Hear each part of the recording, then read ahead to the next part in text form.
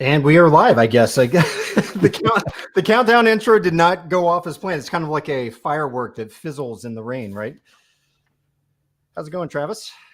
Going all right. Going all right. All right, everybody out there. My name is Todd Anderson with AV Nirvana, and this is Travis Ballstadt, my co-pilot for tonight, also with AV Nirvana.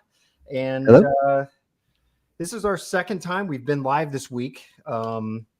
Earlier this week, Michael Scott, our movie reviewer, joined me, and we ran down our top 5 favorite movies of the year. And then we gave some gift ideas. So if you're out there and you're looking for some movie ideas to give the home theater enthusiast in your life, because we went a little off the beaten track near the end of that show, check it out. It's on YouTube.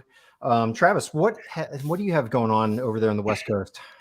First of all, I want to say that since I wasn't invited on the top 5 stocking stuffer movies for the year, I want to add the Pulp Fiction 4K. Yes. Holy cow! I was floored. Was that that was the day before yesterday? I watched that right when it was released. I watched it on the Kaleidoscape, and oh, it was the best. I enjoyed it so much. Like, I've watched that movie several times, many times, but that's a master class in how to remaster a film for 4K. It's just gorgeous. I went and bought it on Kaleidoscape just because of your comments. So yeah.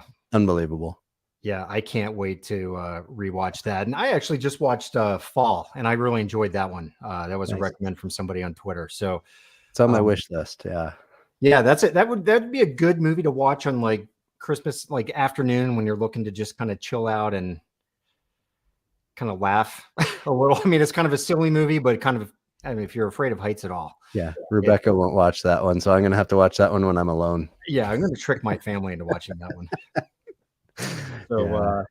No, I've actually got a lot of stuff coming in and working on. So, I've got a set of the SVS Prime Wireless Pro speakers coming in, and I've talked about it several times. We just moved into this house like just over a year ago, and we're still kind of figuring out exactly what we want in certain areas for speakers. We've got obviously the theater down here, but we've got a TV. We need a different setup in the bedroom. We need, we've got our 2-channel system, but also we love the ease of just slinging something off of our phones. So yeah, these are going to be an interesting listen for us.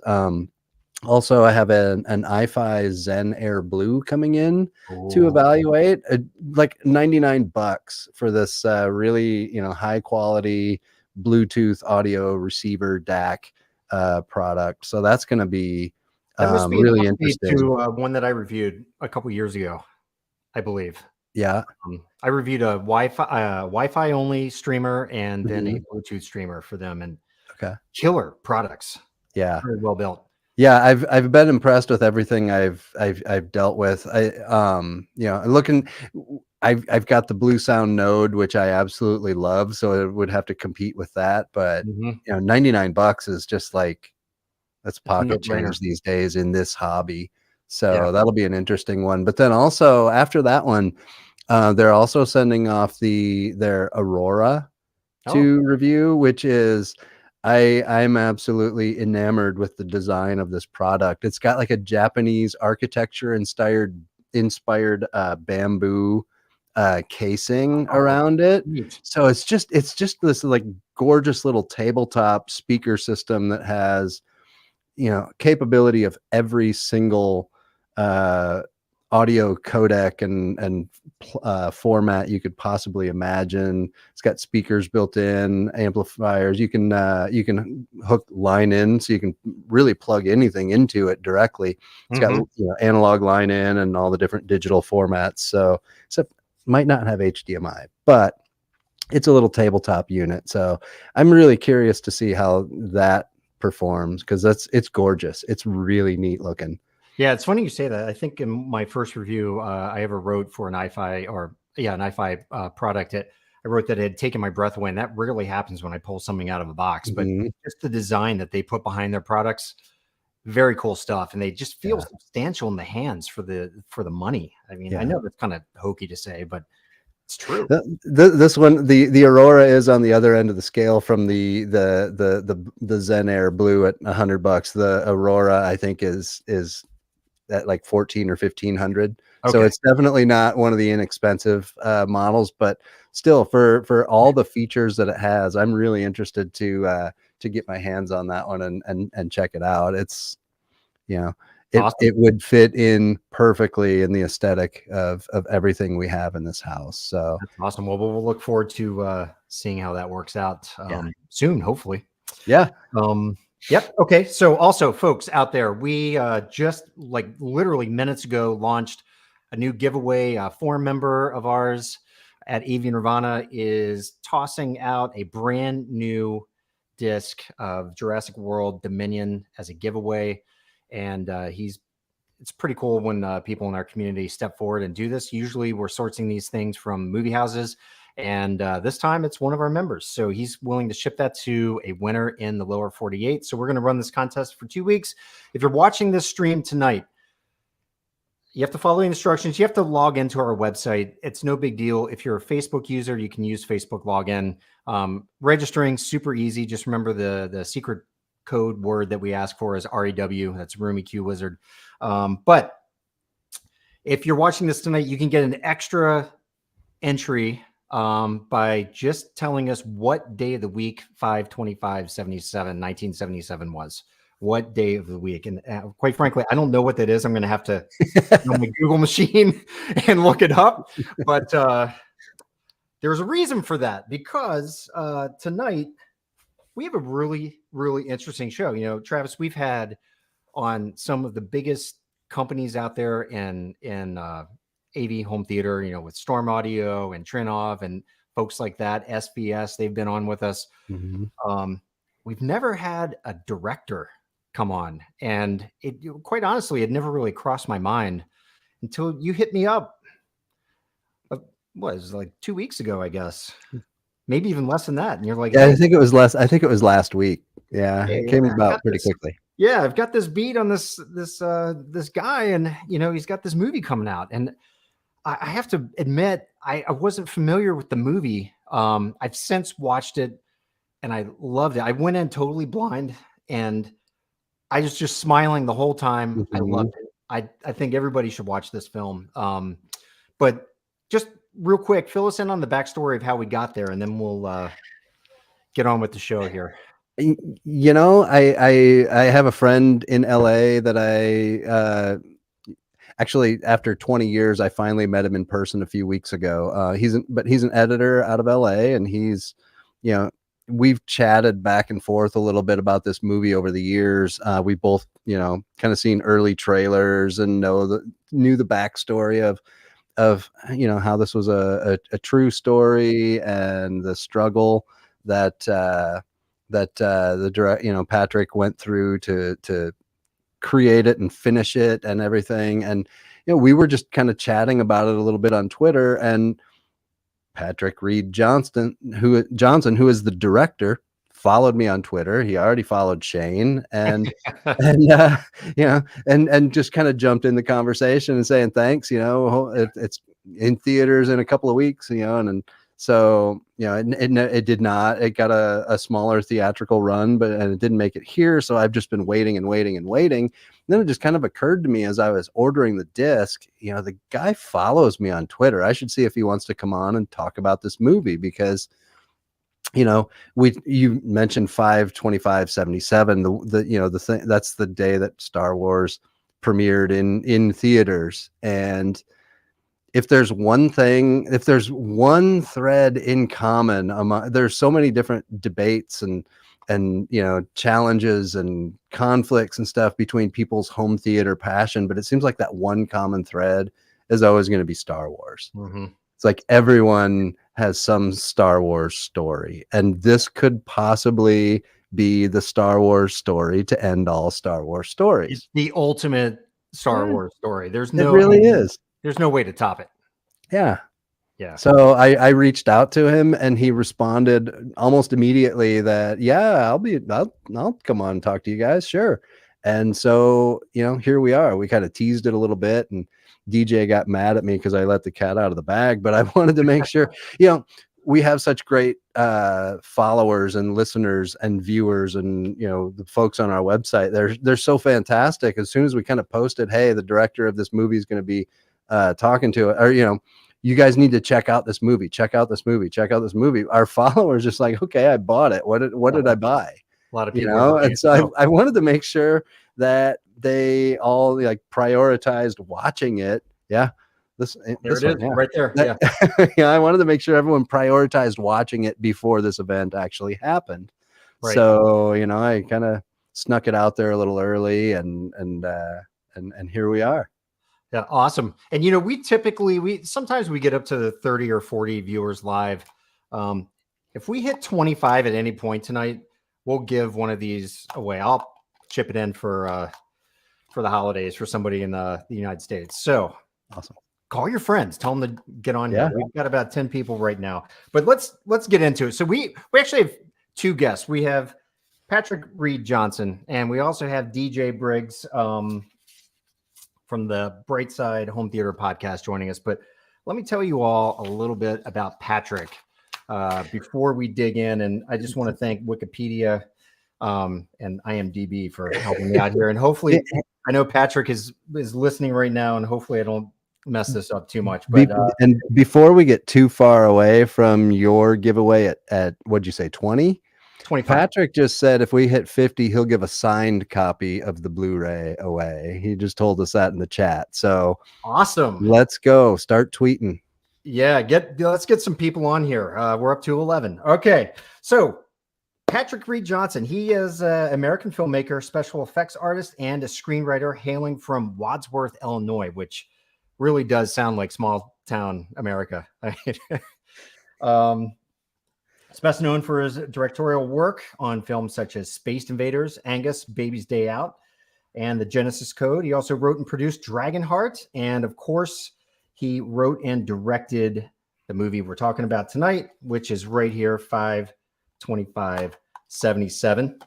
The idea for 5/25/77 was cooked up about 23 years ago, and it's been shown at various conventions and festivals as a work in progress between 2007 and 2019, and it was released on disc and I believe digital. Is that right, Travis?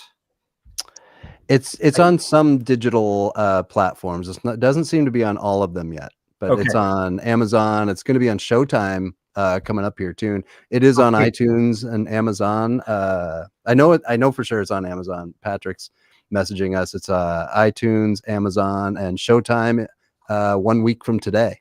Okay, awesome. Voodoo. Well, there you go. And so yeah, and that release just happened recently. So that's really exciting. It's fresh and new. You definitely got to get a copy of this movie. Trust me, it's really, really fantastic. And also joining us is DJ Briggs. Oddly enough, he's also an artist. I don't know if you knew that, Travis, but I learned that on Monday. Okay. He's an artist himself, and he is, I would describe, a hardcore home theater enthusiast. He has a podcast called the Brightside Home Theater Podcast. You can listen to that on all the various podcatchers that you have out there, and also I believe on YouTube. He kind of focuses on the content side of the equation, as he says, the sights, the sounds, the experiences. And like most of us, I think Star Wars is a film that had a pretty big impact in his life. And I know he still really follows the entire Star Wars universe as new content is rolling out. So with that, I want to bring our two guests here onto the stream. Welcome, gentlemen. Hey guys. How are you? How's it going? It's fantastic. Good to be Doing here. Great. So I'm not even sure where to start with this. I mean, first of all, Patrick, congratulations on having this finished product hit and have it just be so well received. About 20 years ago or so, my agent at CAA, when I was still with CAA, said, "You know what your biggest problem is? You're afraid of success." Because I was turning down big offers for different projects that just weren't me, that, you know, movies that you've heard of that were huge that I was being offered after Steven anointed me and, you know, got Space Invaders picked up and all this. And I realized as this thing was coming to its final ultimate conclusion that I was also terrified of failure. I mean, what if after all of these years and all of this effort, it sucked? Or people, or even if it didn't, people just decided to say it did. You know, I mean, you know how it is out there. It's really tough, even brutal for the best filmmakers. It does, you know, there's an atmosphere of destruction that goes after anything, especially things that are sincere. Exactly. and wear their hearts on their sleeves. Well, I gotta say, Patrick, that, you know, beside just the story being incredibly cool, I was watching it the whole time, man. I was just like, holy cow, this guy is really telling you intimate details about what was going on in his life and in his head. And, you know, all those things that when you're a teenager, you don't necessarily want to talk about with anybody. And they're just out there. So yeah, you're speaking to something that's really important to how the film was even made, which is that when I wrote it, it's not like people were waiting for the Patrick Reed Johnson story, right? It's not like, you know, not like the Fablemans, you know, but what happened was I had to treat the character as quantum mechanically still existing back in 1976, 77, because he is. I mean, in the time stream that we can't perceive in both directions, he's still back there and would no more recognize me as him than he should. I mean, and I had to treat it like a separate character, right? Which allowed me to let that character be completely vulnerable and open and faulty and, you know, weird and strange and unhappy and sometimes a teenager and overconfident and overcompensating, you know. And when I directed it, I never said, oh, what I would have done is I said, well, I mean, John Francis Daley and I left it to him to apply his own instincts, which were brilliant, to this story that was about a character that I am not that character. I am this guy. That kid back there has any number of opportunities to go into the future, his next future or alternate futures, and not be this. And I hope it works out for him. Did you pick John Francis Daley yourself? Oh, okay. Without getting into too much detail, there was another incredibly famous child actor as a child who was at this point in his teeth and elbows and weird stage of being kind of a dorky teenager who was originally going to play the part. And this kid was very, very famous. Corey Feldman? Nope. Much more famous. And he was in, we were ready to go. And we're a little movie. Our original budget was $120,000. Right. But he was still willing to do it because it was good for him. It was a good script. It was really a good thing for him at that point in his career. A week before photography began, his representatives called up and said, we want 50% of the profits. And I said, are you putting in 50% of the budget? Because otherwise that's not happening. And they said, okay, he's not coming. So a week out from principal photography, I don't have a lead actor. A week out. Right. Which means my film's going to get shut down and it will never happen until my extras casting director, Kat White, goes, well, what about John Francis Daley? And I said, Sam Weir? He's 9. He's this tall. He doesn't, I mean, she goes, that was 10 years ago. I'm like, holy shit. So we send him the script. He sends me a headshot, and John will laugh at this. He won't mind me saying it. He said, I hope you don't mind my Jufro. He's got this tight little mop of hair that doesn't look anything like the 70s and didn't look anything like me and didn't, you know. And I said, we'll wig you, we'll figure it out, and he wanted to do it. He liked it. But literally, I met him for the first time 2 days before shooting at his wardrobe fitting. So we had no time to prepare, no time to interact, no time for him to get to know me. But what John did was so brilliant. And people have been commenting, especially people who know me from back then. And there are a lot of people that worked on the movie that knew me from high school. Okay. So I'll tell you about that in a minute. But when all the other young actors would go off to, between takes and just hang out and party and play the guitar and go smoke a cigarette, whatever, John would hang out like around the corner and he would watch me direct and he would watch how I move my hands and how I move. And I didn't know that he was doing this. I found this out from crew members later because I never even got to see dailies on this film. It was the schedule was so tight. It wasn't until I was looking at dailies finally and looking at the takes and going, he's doing, and people would comment, how does he know that you do that when you talk and you go, whatever it was, he just found these little things. And all these people who've known me all these years are like, it's like he's a clone of you, which wasn't necessary, but he used it. And it was really helpful, to me, because it allowed me to direct a version of myself without claiming it and controlling it. And for anyone who might be watching this live or in the future, just to point out, I don't know if we've specifically said yet, Patrick's he talks about the character. This is an autobiographical. This is not just a movie that he wrote and a story that kind of came out of him. This is his story. So he's talking about himself. John Francis Daly is playing Patrick Reed Johnson from 1976, 1977. So just to clarify that. And people, it's funny. Thank you for saying that. And the crazier and more insane the moment in the movie, the truer it is. At the beginning it says most of this is true, the rest is even truer. It's actually 3 years of events collapsed into one, just to movie format. The only stuff that isn't true is like little connective tissue scenes to knit these moments together. The rest of it, especially once you go to Hollywood, it's word for word, moment for moment, exactly what happened, for not just because I wanted it to ring true, but because on a kind of legal level, I wanted it to be true. So that's quite a way to kick the movie off.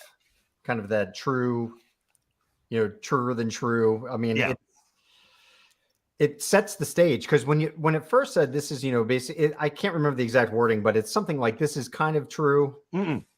Most of this is true. The rest is even truer. Right. There you go. I mean, so just that little hook of most of this is true. I was like, oh, wow. And then the second part, I was like, oh, sweet. This is really cool. Okay. And the whole point of that was that the things that there are things being said in it that aren't being said, but they're inherent in what the premise of the film is, that are true universally. And it's why I've been so fortunate to get these messages from all over the planet, from people saying, how did you know what it was like to be a teenager in Lapland or in Swaziland or in China or in, wherever? And I mean, people, and I said, I didn't. I knew what it was like to be a teenager.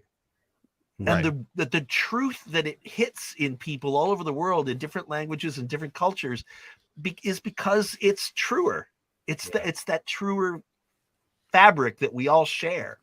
And that's what I was trying to find, Yeah. This movie, for me, that bench scene blew me away,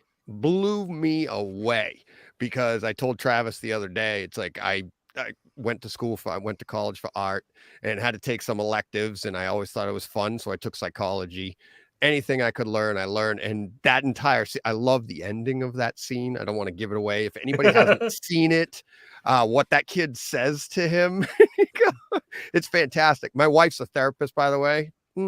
It helps. But but what I thought is, for you, like you said, you wear your heart on your sleeve. This entire movie, it's like there were so many moments that I was like, yep, that was me. I grew up an artist. I grew up with with a modicum of skill, right? And every time you do something, you draw something, what did people say to you? You put it in the movie. Oh, you should do that. Oh, you should do that for a living. You should do this. You should do that, right? And then all of a sudden you're like, yeah, nobody's going to pay me to do this. I can't, nobody's paying for that. But there's something you wanted to do. And I say it all the time in my podcast about filmmakers, about myself, about artists. You have a thing in your head, and to try to get that out onto whatever it is, whether it's on a piece of paper, on some film or whatever, it's so difficult. And for you to put that out, what you just put out, I'm blown away, because it speaks to so many people, teenagers, just on a basic level, right? But then get into people that have had a passion and a drive to do it when people were telling them they couldn't do it, or people were telling them you're the best, but then they ran into a brick wall. It's like, how do you keep going? And it's I've got so much more, but it's absolutely amazing. I was blown away by it, to be honest with you. Thank you. Well, and you were talking a bit ago about being concerned with how you put this out there into the world, and being concerned with how it's going to be accepted, and maybe people won't like it. What if they don't like it? I have that ripped into my Plex, and I just pulled it up, and it's still sitting at a pretty decent Rotten Tomatoes score right now at 100% fresh. Yeah. How's that feel? I saw that. Yeah. I have to be honest, I was terrified of what was going to happen with Rotten Tomatoes. Literally, that was probably the thing that weighed on me as much or more than anything, other than making sure that the people that are portrayed in the movie, who I still love and who still love me, were happy with it. And but I'll tell you something funny about that hospital bench scene. There's so many wonderful things going on in there that I'm not talking about my writing or directing or the acting, and I'm proud of what the scene is. But first of all, the real Donnie Allen, the character that's sitting next to me on the bench who disassembles me, grew up to be the corporate psychologist for Home Depot in Atlanta. He's right now, I hope he's watching. He's in Atlanta, right? He's the guy who psychoanalyzes Home Depot. Broke it down like that. And why do you like lumber? Yeah. Let's talk about you and wood. Okay. Yeah. So, but wait, but even better, the nurse that comes out and says, "Congratulations, it's a fist." Yeah, is the real Robin, who wow, the real person from high school. Fantastic. That's fantastic. Yeah, there's a bunch of cameos like that. Todd, the theater manager, is the real Bill, the real best friend from the movie. No way. Oh wow. All grown up and an actor and a director, and he voiceover coach and expert out in Los Angeles. So crazy. He has a likeness to James Cameron. Yeah, he does kind of. Yeah, no, he does. I saw him, and I'm like, did they get Cameron to play the theater director? I'm like, what the? Bill's that's a cameo. Bill's a lot funnier than James Cameron. And hi, James, you're a good guy, but Bill's funnier. Yeah, no, I'm. I'll tell you another funny story about that scene. There was there were two different financing entities that came aboard at different points in the film, or tried to. And both said, that scene, you don't need it. It's a bunch of bullshit. It doesn't matter. And I said, it's the point of the movie. Yeah, it's right. People. I had another guy who said, you don't ever want to show him go to Hollywood in the movie. What it has to be is he can't get there. He can't get there. He can't get there. And finally, he's so tired. He just wants to go to Hollywood. And he's standing there, and all his friends come up with a basket of money, just like It's a Wonderful Life, and he can say, go, and he gets in his car and he goes, and we don't know what happens. It was like, what? Yeah, the guy who said that said he was a billionaire. I mean, a billionaire. And he said, I'll give you the money to finish this movie, but just understand something. I've read every screenwriting book ever written, so I know what I'm talking about. Okay. Yeah. Okay. But isn't that the point though? It's like, isn't that the point of of art? Is like, I don't want to do what's in the book. Right. I want to do what's in here. Right. And I got to get that out. And I mean, you got people trying to give you money you can't. This you guy was can't going to do it give the me $15 million to make the movie that I only ended up spending 4.2 on. Right? Wow. By the way, everything but Hollywood, all the stuff that brackets Hollywood in Lake County was shot for $90,000. All of it. Wow. $90,000. The rest of the budget went to Hollywood and all the effects and the music. The thing that kept this thing out of theaters and out of anybody's distribution at all, we had dozens of people ready to distribute this movie over a decade.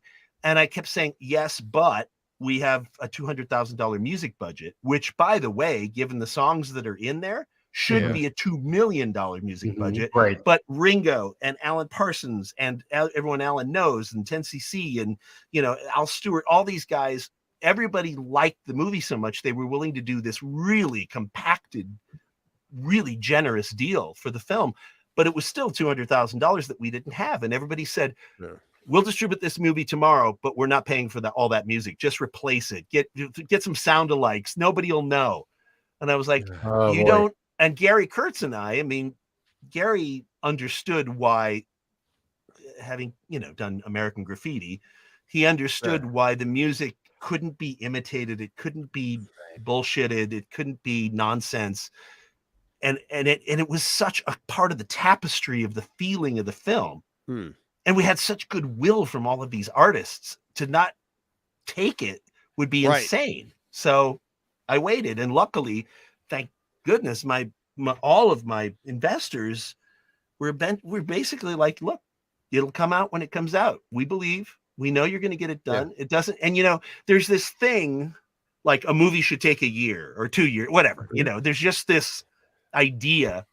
And the truth of the matter is, if the movie was originally designed to come out just ahead of the Phantom Menace, the idea was to come out right then, right? And we didn't get done. We didn't get funded. We had to, and by the time we got into the middle of the prequel trilogy, Star Wars, for all the money it was still making, was being considered by people in Hollywood to be kind of a dead animal. Like it was logering in, even though it was making money. They thought, this is it. It's over with the last, of the prequels. And so there was this kind of sense that, look, you missed it. You missed the Star Wars Renaissance. But I knew, John Knowles, one of my best friends in the whole world, best man at my wedding, vice versa. I knew all kinds of things that I could not tell anyone, lest I be exorcised from the Lucasfilm world.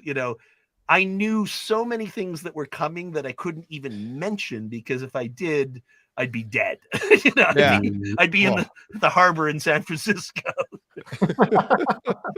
That Yoda statue, I'd be under it. Right. That's got to be worse than not knowing. It honestly, is, because I could have yapped flapped my gums and gotten people to go, oh, whoa, if that's happening, then let's give you money. And I was like, gah! Right. And it's not, and I didn't know stuff because of John. I just knew stuff because Lucasfilm had done, or ILM had done visual effects for Baby's Day Out. I was connected. I knew a lot of people up there. So I had a kind of an inside look at what was coming down the pike, but could not say a word, and that was really hard. I bet. This took you started filming in 2004. Yeah. So obviously it's been kind of in the works this whole time, but you weren't spending 40, 60, 80 hours a week on it this entire time. Did you ever consider, it's not going to come out? No. Or it was just always there and you were waiting for the right moment? It was always there.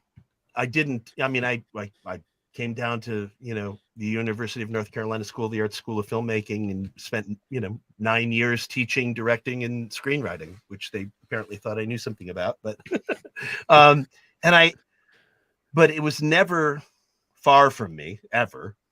I was always tinkering with it, but there were times when there was money. There was times when there's no money. There was many when I or my partner Kathleen or people who still loved and cared for the project spent enormous amounts of their time and energy and love and caring and money to help get this thing across the line.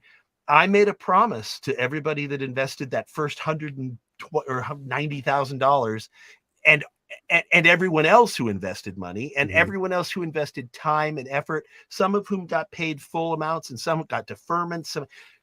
There was a point back in 2016 when we were going to do our little test release on the 40th anniversary in 2017 that we still had a bunch of unpaid bills from back in 2004. But we got some cash in to do some post-production. And I said, the first thing we're doing before we do anything with this money is we're paying off everybody from like the porta potty guy that rented us the porta potties out of, Waukegan, Illinois, to the guy to an individual who rented us his motorhome for the makeup trailer, people who were just regular everyday people in the Midwest who helped us out that we hadn't paid yet. And Panavision and Marriott and all these huge debts that we owed. I said, we're paying all of them first. And one of the lawyers said, you don't really have to. These debts are more than 10 years old. You can just not pay them. And I said, why would I do that? I would never do that. And so we paid all of them. And, so the whole time, it wasn't just, I got to finish this because it's my movie and isn't it going to be great? It was more about, gosh, all these people like threw in with me. I owe them. And even if it's just to finish it enough where maybe they won't ever see a dime, but it's on the screen. They can go to the theater. They can put it in their TV. Their kids can see it. Their grandkids can see, they can, and they're in the credits. We're all there. We did it. We got it done. And that's what everybody ultimately said. They just said, we just want it done. And we just want it done. And there would never have been, in many ways, a better time for it to come out than right now. Yeah. Yeah. It's just, everything happens for a reason. And, while you're waiting and the crap that you went through, you don't know. But at the end, you're like, wow, okay, look at that. It all worked out.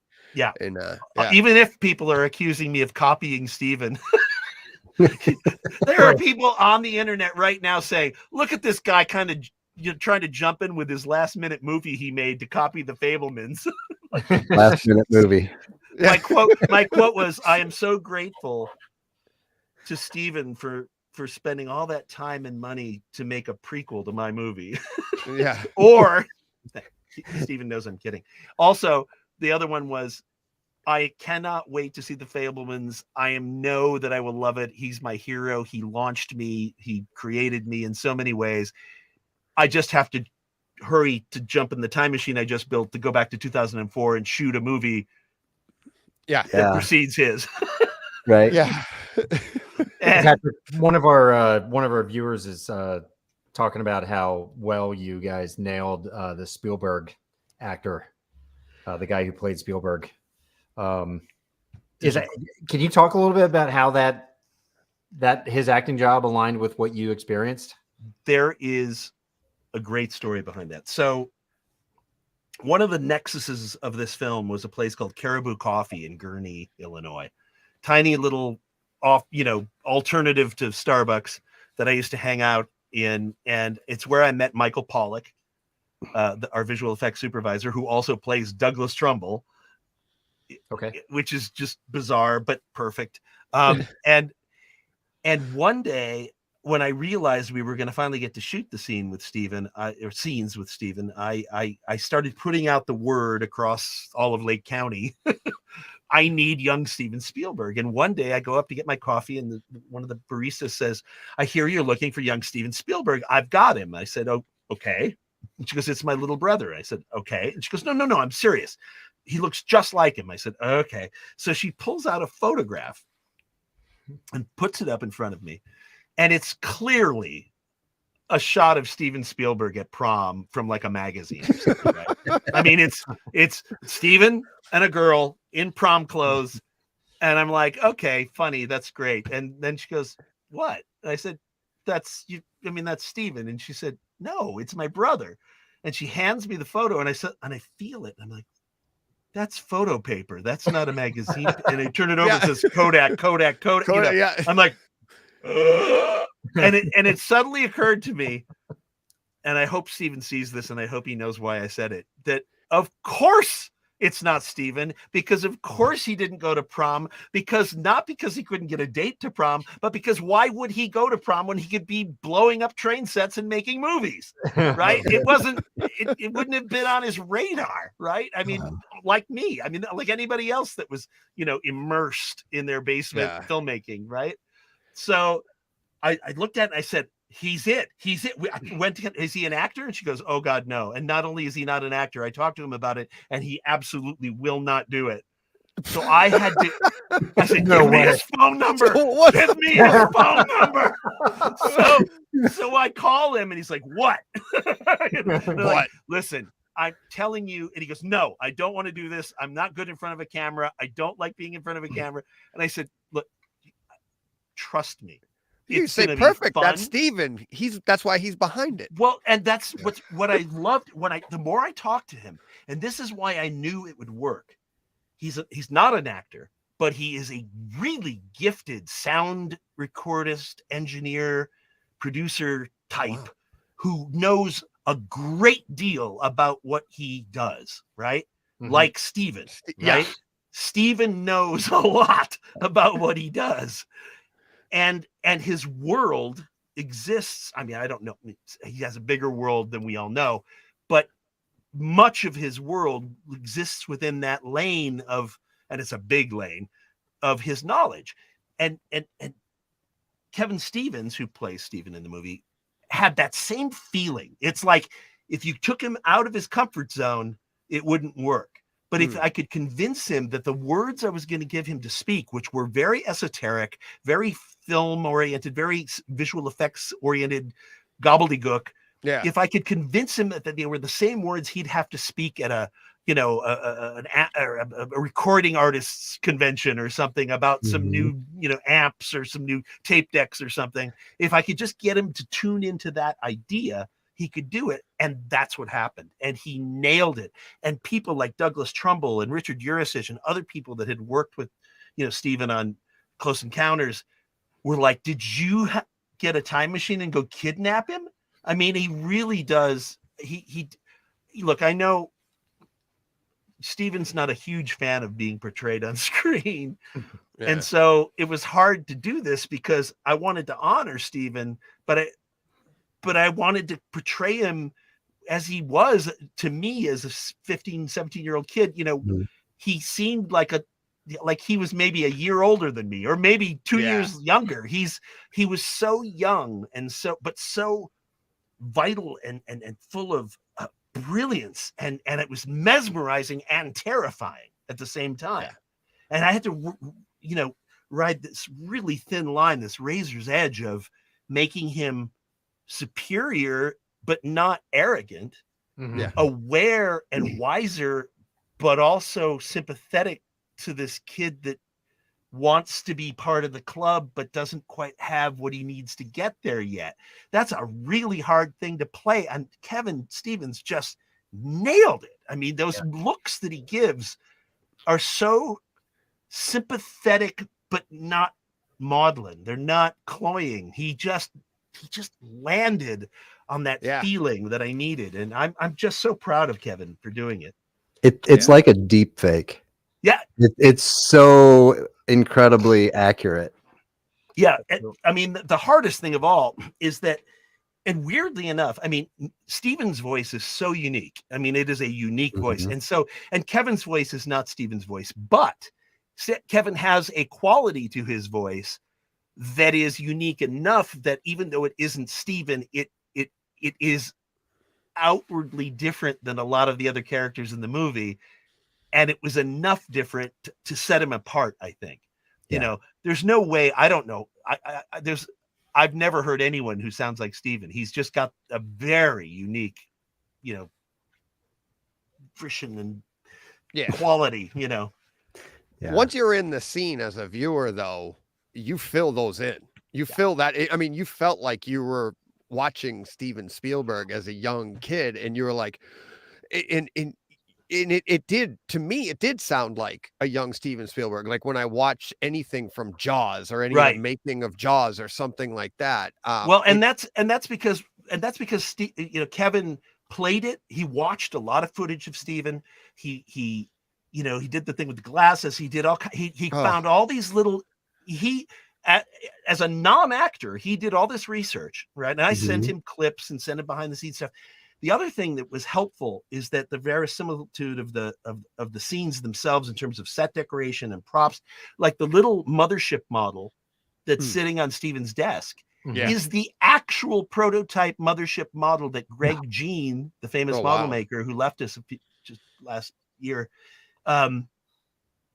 lent me so that I could put it on my Steven's desk. And the Devil's Tower miniature is the real Devil's Tower miniature that Greg lent me, so that I had to go to a TGI Fridays parking lot in Marina del Rey under the cover of darkness and make the exchange, and then buy a seat to put the box in that had these props in it, along with a huge insurance policy and that little thing that says it's not the time it takes to take the takes that takes the time. It's the time between the note from Steven on the wall. That's the real note. Wow. That's really cool. Yeah. What since that part of the movie just like captivated me. At that time I was just a young kid. I was born in 73. So you were a little guy. I was a little guy, but I was like a Star Wars nut, right? Sure. And there was just something really magical about seeing you as a teenager walking into that basically dreamland. Can you talk a little bit about like how real that section of the movie was to what you experienced? Like, what was it like? I mean, that is the only thing unreal about that is that I got to spend a lot more time making that circuit through ILM behind John Dykstra than the movie allows. The movie does it in like 2.5, 3 minutes. I did it in 25 and then watched the entire Star Wars film up in the screening room.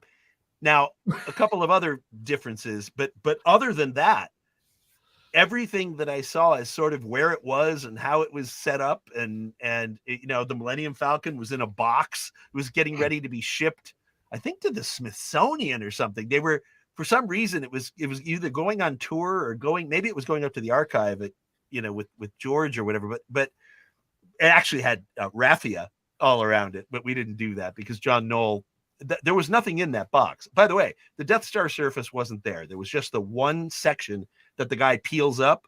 The rest of that John Knoll put in for us. And then the same with the cloud tank. The cloud tank was just a frame with a guy with a pipe thing that was looking like part of the manipulator on one side and some fake fiber-filled clouds in it just for reference. And John Knoll did all of the rest beautifully and thankfully. So yeah, the Millennium Falcon was not there. The Death Star surface wasn't there, but John Dykstra literally did take one of the X-Wing breakaway models and say, "Hey, check this out. Watch how easily it breaks. Go ahead, break it." And I said, "No." And he went, bam, and he broke it. And I said, "I can fix this." I mean, that happened, right? And for Close Encounters, what I didn't leave in the movie, and we never shot it, which I wish we had, but it's just the movie's long enough. No, it's not. Well, maybe the special edition will have it. Okay. When I got to the model shop, before Herb Lightman showed up, I actually spent like 3 hours in the back room with the other model makers, gluing in little fiber optics and heating them with a heat gun into the mothership hull to make little lensed fiber optic light sources, because they had like 27,000 of these to put into the model. And they're like, "Oh, you're interested in being in Hollywood, kid? Come here." Yeah. Right. Yeah. Grab a heat gun, grab some, you know, and so I got to work on the mothership for 3 hours before Herb showed up, you know. How did you work your way into seeing the film while you were there? I didn't do anything. All I did was I went along for the ride with Herb Lightman, who was suddenly saddled with this kid he didn't expect to show up. And he's like, "Are you like alone in Hollywood? You know, all right, just come with me until I can call your mom and make sure, you know, you're not a runaway, you know." And so he took me for an entire week, and I met everybody. It wasn't just Star Wars and Close Encounters. I went over to the Logan's Run, effects facility, Frank, and I went to Frank Vanderveer's, and I met Bill Abbott, the great visual effects guy from the 50s and 60s.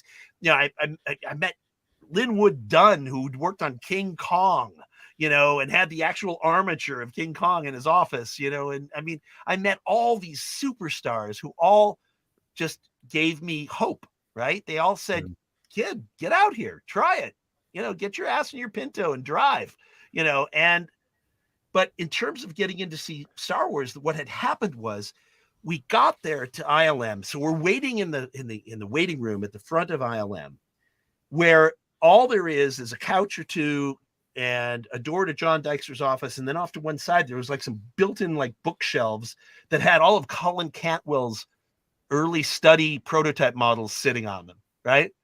Any photos you've seen of those original, they were all just sitting right there. And I looked at them and I was like, now, by the way, you have to understand that this was the day after the Close Encounters experience, which terrified me. I was, as you can tell in the movie, I was like, I can't, this is rocket science. This is more than, this is not my garage. This is like engineers and brilliant scientists doing things I don't understand. Then I go and I see Colin Cantwell's models on these shelves, and it's like, that's a dragster model with wings on it. It's an X-wing? And it's like, I do this all the time. Yeah. Whatever this is, I do it, right? And problem solving. Right. And so when John came in, John Dykstra says to Herb,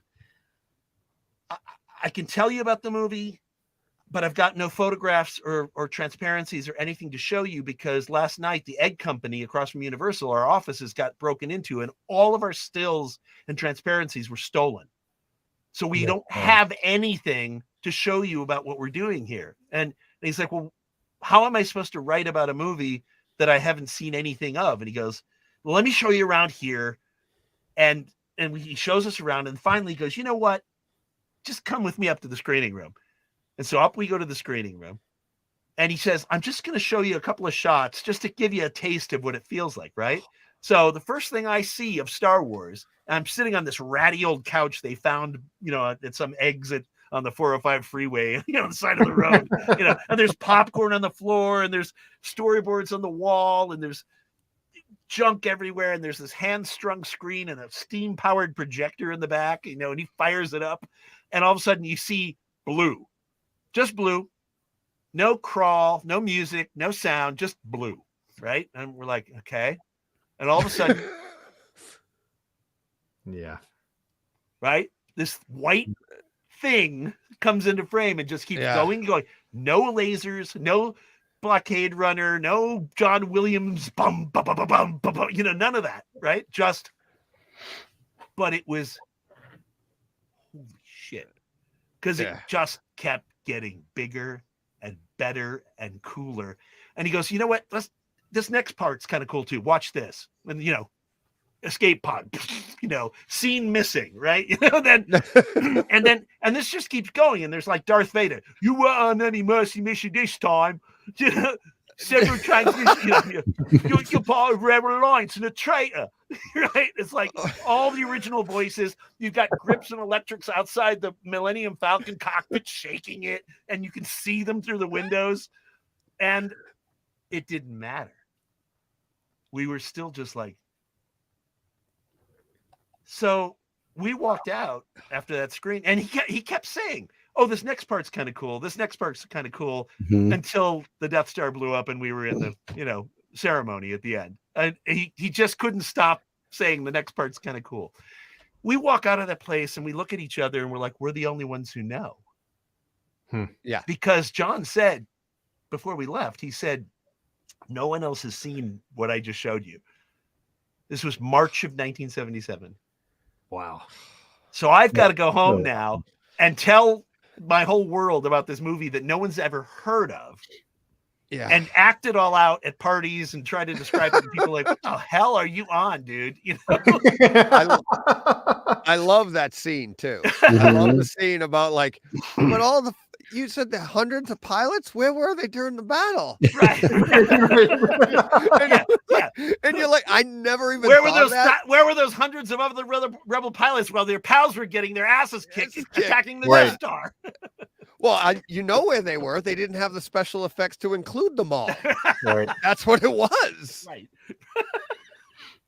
Yeah, I mean, can you imagine if they'd had the budget of Rogue One? Yeah, the technology and the budget now, what they could have done then in the battle. I mean, he's already kind of added a bunch to it, anyways. But yeah, it's let me ask you quickly, going back to Spielberg. I talked to Travis about this the other day. That Pepsi, is that a nod to Spielberg and like his relationship with Pepsi and E.T. and nope. That's what happened. That's exactly what happened. You have to understand, had that Pepsi already? He had the Pepsi in his hand. He had walked in to watch them shoot cloud tank stuff. We didn't know it was him. I didn't know it was him. It was dark in the room. And this guy that looks like a PA, like a really young teenage dude with a Pepsi in his hand, just sits down and starts watching right in front of me, which at first I thought, well, that's kind of rude. Yeah. but I thought he was a PA or something, right? And so all of a sudden something goes wrong and they poke one of the light, fiber optic light probes through the cloud tank, cumulus clouds. And, it's blown. And so he goes, cut. I mean, he yells cut, right? When he yells cut, and I'm thinking, why is the PA yelling cut? and the lights come on and everyone turns and looks at us. And I'm kind of like, because I'm all excited. So I feel like I might be the biggest guy in the frame. And everybody looks at me like I yelled cut. And I was like, no, him. And then he turns around and what happens. I mean, and I see who he is. But there's extra dialogue that I cut for time where when I start describing UFO encounters and magazine sources and all this stuff, he just goes, "You must be Patrick." And I say, "Yeah, how did you know?" And I look and Herb's like, because Herb told him in advance we were coming and that he was bringing this goofy kid. And it was a nice bit, but I had to compress where I could. But other than that is exactly what happened.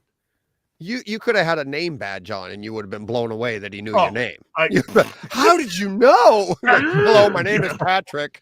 I've actually never digested that Pepsi. It's actually still in my body. I carry it around. I have a separate little additional stomach where it. That's so cool. All right. Okay. Who's going next? I've got several questions here that I want to try and ping in here about more about the process of you making your movie. And obviously great stories with ILM and the experiences, but I'm in video production and film production by trade, so I have the questions for you as a director. First of all, what's your favorite moment from the finished film? Like something that maybe surprised you that you didn't think it was going to hit you the way it did when you watched it back on the screen? That's a great question. Without giving anything away, because it won't unless we contextualize it, it would be bye, Patty. Mm-hmm. Because it's so simple. It relies on everything that has happened up till that moment. And it's delivered so beautifully by Katie G playing Robin in a way that could have been horrible. It could have been awful. And instead it gets everybody. Yeah. Right. And it so sums up the point of the film, which was not to honor Patrick Reed Johnson, but to honor Robin Braden and Bill Holmes and Jeff Green and my mother and my brother Eric and my sister Jody and my little brother Jay and Stephen and John Dykstra and everybody who and mostly, especially the people in my town, some of who liked me and some of who didn't even like me, but still wanted me to get out and go to Hollywood, maybe because they didn't like me. But that moment is it, and she sets it up at the beginning of the movie. Her first scene with him in that car, when she says, "You're leaving," and he doesn't even know what she's talking about. Right. She's already predicted his future, and he hasn't even thought about leaving yet. And so that moment to me is right. It's tiny, it's small, it's 2 words, but I think it's my favorite moment. Yeah, and that was fantastic, and that kind of led to like a post I put on LinkedIn to kind of promote this live stream. You know, it's like, what was that moment in your past when you knew that your life had just changed? And in this movie, that's that moment. And not only did you know it at the time, or were discovering it at the time, everyone who knew you saw it happen. And they knew it was coming before I did. Yeah. They just knew that something needed to turn the key in the lock of the chains I'd put on myself. Yep. Right. And it's again, the movie is not about, oh, isn't Patrick E. Johnson cool? Because he's not all the time. He's in the movie. That was one of the things that it was really important for me to do, is to make sure that this wasn't some, cool nerd who just needs a chance. I mean, my character is in his own way through almost the entire movie. And his best friend is telling him, you could have walked to the theater 5 times tonight. You're the problem. Nobody else is the problem. No one's holding you back but you. And he was right. And and what made that scene on the bench work at the hospital is originally Bill, I didn't have any reaction shots of Bill because we just couldn't shoot him. It was 4 a.m. We were overtime. So I had to use just material from another part of the scene where he's just walking back and forth and create those reactions. Right. But the way he reacts to Pat's realizations and to Donnie undoing him is what makes the scene work. Yeah. It's Bill's caring that is more important than even what Pat is going through in that moment. So, yeah. Travis and I had a long talk the other night about this. And that's one of the things I said is like, this is a movie about your support system. And I even included your father in there because in those clips when he's like, yeah, that's why they invented a tripod, I think, or whatever the line was. But I'm like, it's those detractors as well that like, you can't always have everybody telling you you're great, because if they do, and then you fall, you're like, well, they were wrong. What happened? But you need to be proving somebody wrong too. At the same, as much as you need support, you also need to have a touch of reality. And you had all of that, and you displayed all of that in the movie too. Very, very well. One of the coolest things about shooting it back in Lake County, Illinois, north of Chicago, was every location in the film except the high school. Every location in the film is where it actually happened. The swimming pool, the garage, the living room where I lost my virginity. Actually, that's the real room. I mean, every location except the hospital, same everything. The only location that we couldn't get was my high school, because like a year after I graduated, some other enterprising students decided to burn it to the ground one summer. So it didn't exist, but the architect who had designed it had also designed that high school in Waukegan, which, by the way, was the high school where Neil Flynn, who plays the principal, went to high school. No way. And he and I knew each other from working at Great America together. So, I mean, there's so many connections. How did you get access to the house? I knocked on the door and I said, hey, I used to live here and I can show you things you don't know about your house. Peel back that piece of wallpaper and see what's behind it. You know what I mean? I mean, I just basically asked and they were excited, until I filled their pool with 50 gallons of red tempera paint. Oh, Yeah, that yeah, took a while for that to get out of the system there. That is hilarious. But everybody was terrific. I mean, the people who owned Linda's house were delighted to have us, and you know, we got great cooperation from everybody. We got the Genesee Theater, which I had helped restore. It had fallen into disrepair in the 70s and 80s and become like a porn house, and then it was closed, and trees were growing in the balcony, and the roof was caving in, and I helped raise like $35 million to get it restored to its glory. And so they were very helpful in letting me shoot there. It was really nice of them. So. Does the Center Channel work now after that? oh, I love that. Yeah, that was great. That was really great. Yeah, well, they've got great audio there now. That's boy. good. Yeah, 35 million. Okay, here's another one that I thought was like, when did you shoot the last frame of this film? Because I know you did some pickup shots and you built some things later on, and like the very last thing that was shot for this film was probably an insert or two of you know what it was? It was during the montage where he's walking and the dreams of all the spaceships and everything are falling out of the sky. Oh yeah. So I think probably the very last thing we shot would probably have been bits and pieces of that with burning. Let's see if I can put something. Can I put photos in the chat? Does that work or no? Probably do you not. have them on your computer there? Yeah. There is a present button at the bottom there, or share a screen. Okay. Let's see. Yeah, I can share some things here. Hang on. Let's do that. It'll be fun. Yeah, if you click that. Share screen. I will share. What? And then you have to select. Okay, so I'm on screen you want to share, and I can get you live. Yeah.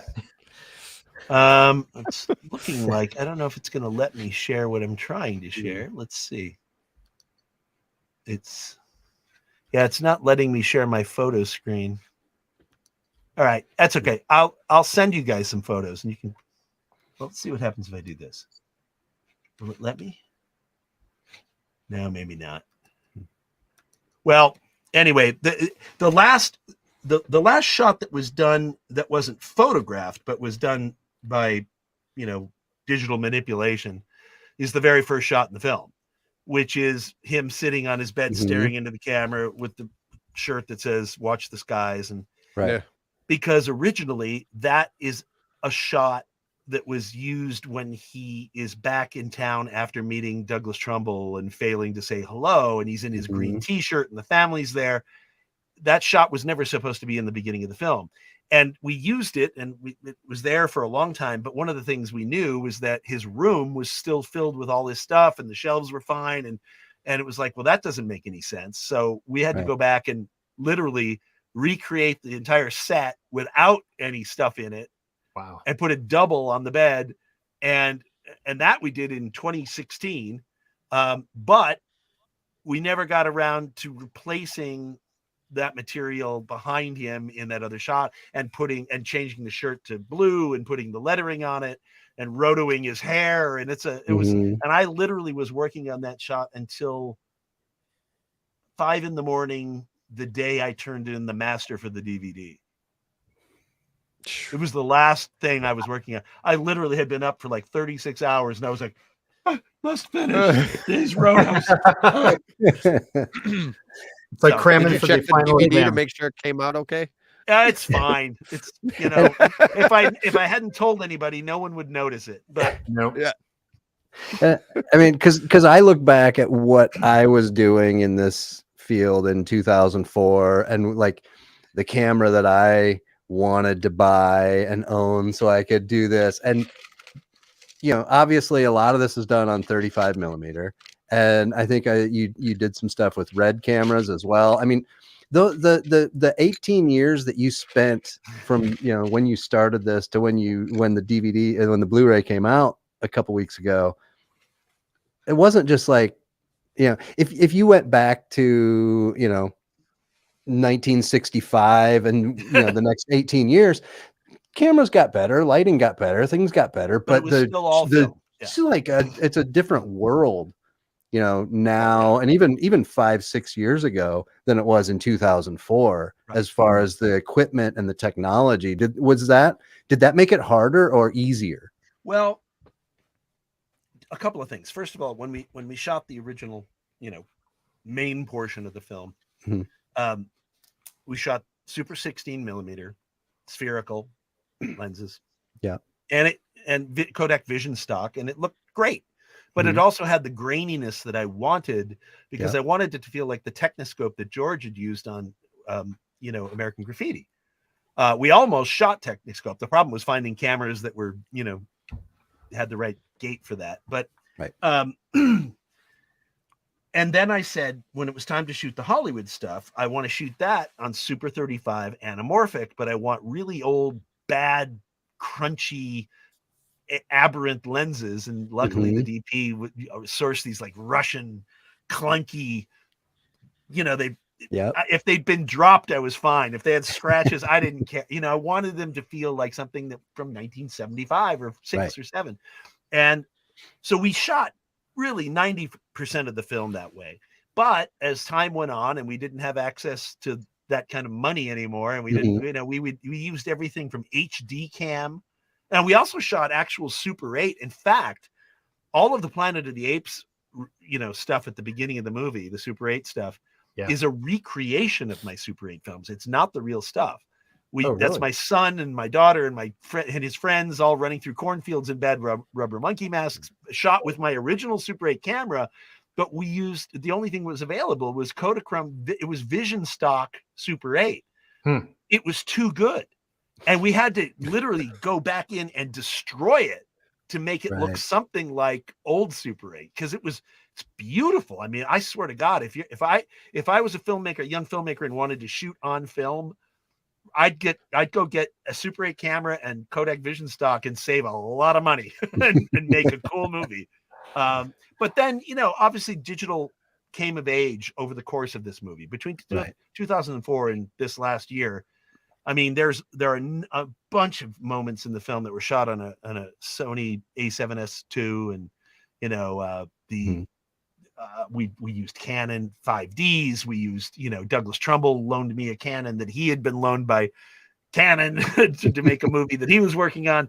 Anything we would get our hands on, honestly, because one of the great things about making the movie in the style that I hoped it would achieve was that this was sort of meant to be, it was meant to look like it was captured by whatever it could be captured by. And it was also meant, and this is one of the reasons, like one of the main themes in the movie musically is based on a song called Blue Blue Sky by Alan Parsons that didn't come out till like 1989 or 1990 something. And it's not a 70s song. But I didn't care, because the point was, this is a memory, and whatever I apply to the memory is valid, right? It's not, it doesn't need to be all completely historically accurate, and the feeling of it, the texture of it, if it feels like I just captured it yesterday in my backyard, it's because I did, and that's okay. Nice. Yeah. It's still telling you the story. Yeah. I didn't have $44 million to make my movie. I had 4, ultimately. But I'm actually very proud of the way the film looks. And we worked in many ways. I'll tell you something's funny. We have 3 levels of visual effects in this film. We have the invisible effects, the John Knoll style, the cloud tank and going through ILM. And then a lot of probably 1,200 visual effects that you will never see, that are just repairs and, obfuscations and getting, corrections and split screens to change performance, throughout the film. Moving eye lines, literally, literally moving pupils, right? And then we have what I call the close encounters effects, which are meant to feel like they were done in the 70s by people like Doug Trumbull, Right. which are like when he's in the backyard staring off at the planes taking off, right? Yep. Right. Two-dimensional matte painting, clearly not real, but clearly better than just, Right. what I could Right. do as a kid. Right. Then we have willfully cheesy effects, which are what I could do in my garage in the 70s, right? The flying Pinto, right? The Pinto rocket ship, right? Yeah. Interestingly, the most difficult things to do were the willfully cheesy ones, because on the one hand, we're trying to achieve a bunch of scale and feeling bigger than I would have been able to do in my garage, but with the same technology, which meant a lot of rigging, a lot of hard work and construction and force perspective, and and it was fun. I mean, it was the most fun we had in the whole film. But the easiest stuff is the stuff that looks seamless, weirdly enough, because the technology's there to do that on your Mac. It's the stuff that you need the real creativity quality, the grindhouse quality of it. Yeah. Couldn't be simulated. You couldn't do it. We tried. We actually had cuts of the film early on where we did sort of motion graphic, Photoshop-y, composite-y stuff to fill in those sequences. And it just fell flat because it felt like what it was. It didn't feel like it existed in someone's garage, Right. Yeah. And I wanted to ask Brockstar's question here because I was actually wondering it too, because to me, this is what gave it a real like the movie Detroit Rock City. I'm a big Kiss fan. I grew up with Kiss. DJ and I were talking about this the other day, and just the whole, all of the obstacles you had to get to finally make a show, and then it wasn't it was breaker still, and to me, well, first of all, before we answer Brockstar's question, that took me back to growing up in a small town in Iowa and going to the movie theater or opening up the paper on Friday morning to see, is it going to be there this week? Nope. Is it there yet? Is it started yet? Nope. We don't get it yet.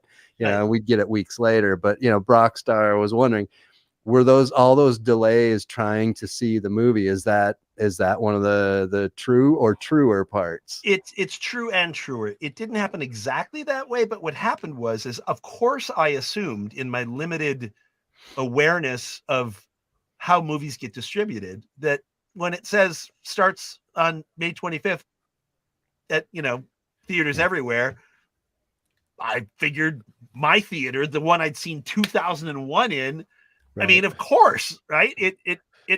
Of course it would be at my theater. Why? I mean, they wouldn't do that to me. They would, of course, right? I didn't even look in the paper that day. I assumed I had seen the full page ad from the Chicago Tribune, and it listed all the the places where it would be in the city, and which there's only I think 2 of them on opening day.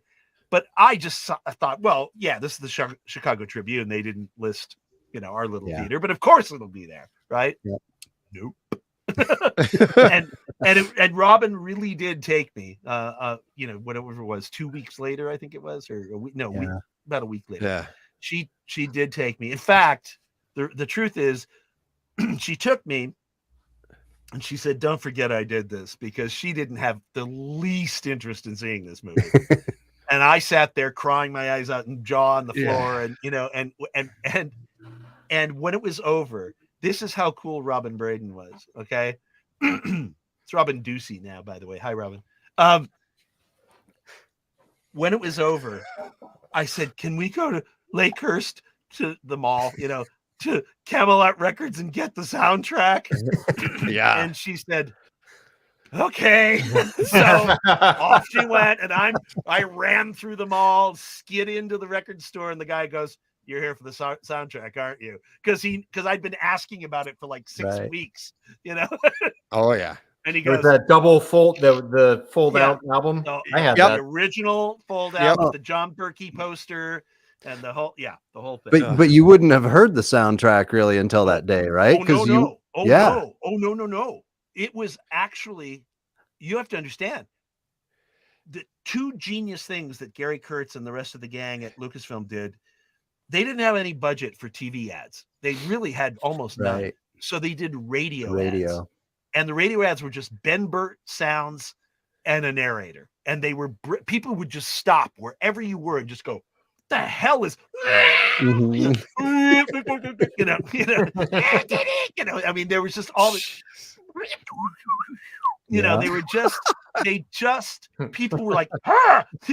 And the other brilliant thing they did was they released the soundtrack album like a week or two before the movie came out, and disc jockeys on rock stations were playing tracks from that movie before the movie had even come out. And playing them over and over because people are like, this is amazing. Yeah. So it was a really smart strategy to use the music and the sound to attract people. Yeah. So speaking of the sound, I wanted to you were talking, special effects a second ago. The sound in this movie, the way this movie opens up, you start out with like a heavy film grain, and it gives it that 70s vibe, almost like low budget film. And the soundtrack to the movie is heavy to the front of the room. And then all of a sudden, like 2 minutes in, that soundtrack moves into your room and around you. And I was like, holy crap. I wasn't expecting it. Yeah, Yeah. it was a great juxtaposition of like, you're watching it and I'm like, you look at you're like, you look at the box cover, you're like, oh, okay. I'm like, We'll let me see. check this out. Let me see what this is like. And then you're like, okay, and then you're literally that sound, sound is so great anyways, can do a million different things to you. Manipulating you wise, but the way you move that into the room and then the rest of the movie, I'm like, you're just in. And can you talk about that, the sound mix, and how much work that was, and how fun that is? Like, did you say like, I want it to come off the front wall? Like, how do you do that? I have worked now for 18 years on this film with a guy named Tom Hambleton, and Tom is he's like the only THX certified house in Minneapolis, Minnesota. Oh, nice. And what happened was our original sound designer, Patrick Ikono, who is a great guy and a very talented guy, but he at a certain point when we had to shut down for a while before we shot our Hollywood stuff, he had to go off and do other work, and he's no longer with us. He passed away a few years back, and he was a lovely, amazing, talented guy. But at the time, he had to pass the work off because he started directing some TV commercials for Adidas or something. And they were, I mean, it was great. It was good for him, good for his career. And he said, who could handle this is a guy I know up in Minneapolis. And I thought, Minneapolis? God, I mean, I've worked at Skywalker. What are you doing to me, pal? But I love Minneapolis because I'd shot Angus up there. So I thought, all right, well, let's talk to this guy. And I talked to him, and we were like ant-feeler communication, kindred spirits in terms of what the movie should be and what it should sound like. And for 18 years, up until just this last year, he'd done temp mix after temp mix after temp mix after temp mix for test screenings and festivals, and just over and over and over.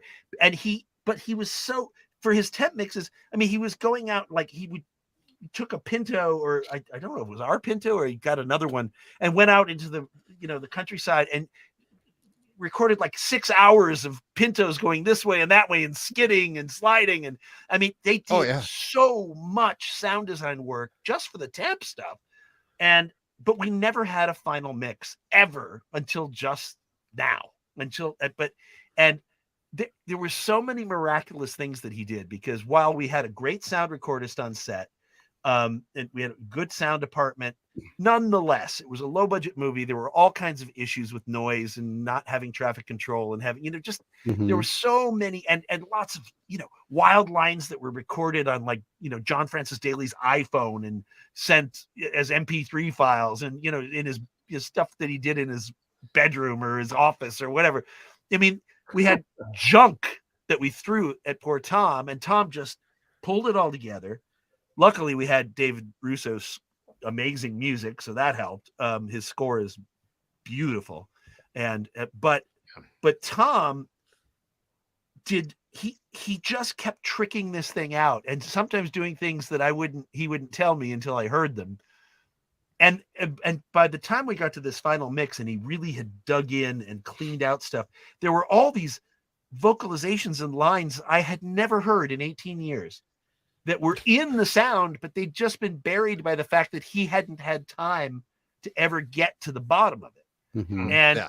I mean, if he's not listening now, I'm going to send this to him because he's a superhero, man. The guy, the first time I heard it, and the first time many dozens of other people who've worked on the movie for decades heard it this way, that everybody burst into tears because we just couldn't believe that we could have this as our soundtrack. So, yeah. Honestly, the sound, the caliber of the mix and the soundtrack itself, just the overall, the general EQ of the track as a whole, that was probably my biggest surprise of the film. Like, I knew it was going to be a great story. I knew we were going to love the content of the movie, and we knew it was going to be great. I love John Francis Daley, and I knew all that, but like, smaller budget films, it's like the audio mix is always the first thing people will tend to, slack off on a little bit. And I was like shocked. I was like, this sounds really good. And that's the first thing I said when the lights came up, when, after we watched it, I'm like, that sounded amazing. Yeah. Yeah. I was kind of expecting maybe something a little thin. Yeah. Well, it has a lot of weight to it. Yep. Mm-hmm. Yeah. There's a lot of texture, a lot of weight, a lot of crazy detail. I mean, again, all of the work that he and his Walla crew and his Foley crew, I mean, the stories he can tell. In fact, if we do end up doing the special edition that I think we will do, 18 years from now? No, maybe less than that, like maybe 18 months from now. Okay. The idea is, I want a commentary track from each department head that you can select. You want to watch about wardrobe? You want to watch about production design, visual effects, sound, music? Well, you got to get the Home Depot psychologist too. Yeah, oh yeah. He'll do it. He'll do it. And because this movie is, it doesn't say a Patrick Reed Johnson film. I don't believe in that anymore. I had one on Space Invaders, but that was because I was young and stupid. But the unbelievable contributions of each of the department heads on this movie. Dawn Ferry, my production designer, went to high school with me. So, and then went off separate courses. We didn't even kind of know each other for a while, and became a big time Hollywood production designer while I was doing my thing. And her thing was everything had to be, oh, wait, no, Patty wouldn't have done this. That poster wouldn't have been there. It would have been over here. And Patty's room had this on this. And I would say, Dawn, wait a minute, hang on. It's okay if it's not exactly right. But there was this beautiful attention to detail. In fact, the interior of my house in the movie is her house. Her family home, where her father lived until he died, and where she grew up, that had the orange countertops just like mine, because my family house that we shoot the outside of in the swimming pool, the interior had been gutted and turned into a 1990s cool home kitchen. But her kitchen was the same as any other Midwestern kitchen, with avocado cabinets and or wood cabinets and orange formica, and so we used her house for that. And Dawn did an amazing job on the movie. And when you look at the production design of this movie, for the amount of money she had to work with, that the whole thing, all those, and the period cars and the costumes, we had such we just had dedication from a lot of people. There were a lot of people who got to kind of step up to the next level on this movie, which is something I've always tried to do. Like on Space Invaders, John Knoll, it was his first visual effects supervising job, and Sonia Milkovich Sonia Hayes, well, she's Milkovich now, who now designs like, X-Men and all the, what's the driving ones, the Fast and Furious movies. And you look her up. I mean, Sonia Milkovich is like one of the biggest costume designers in the world, and she'd never been a costume designer before. She'd been basically a wardrobe supervisor. So I tried to take everybody like up one level on that first film. And I did the same thing with this one. I was like, what can I do to help you feel better about working for very little? Yeah. I got to ask, because the movie really did suck me right back into the 70s for all the reasons that you're talking about. There was one actor, though. Let me see. I have a thing I want to share here. Oh, Tim Now, Berenger. He reminded me of this guy from Dazed and Confused.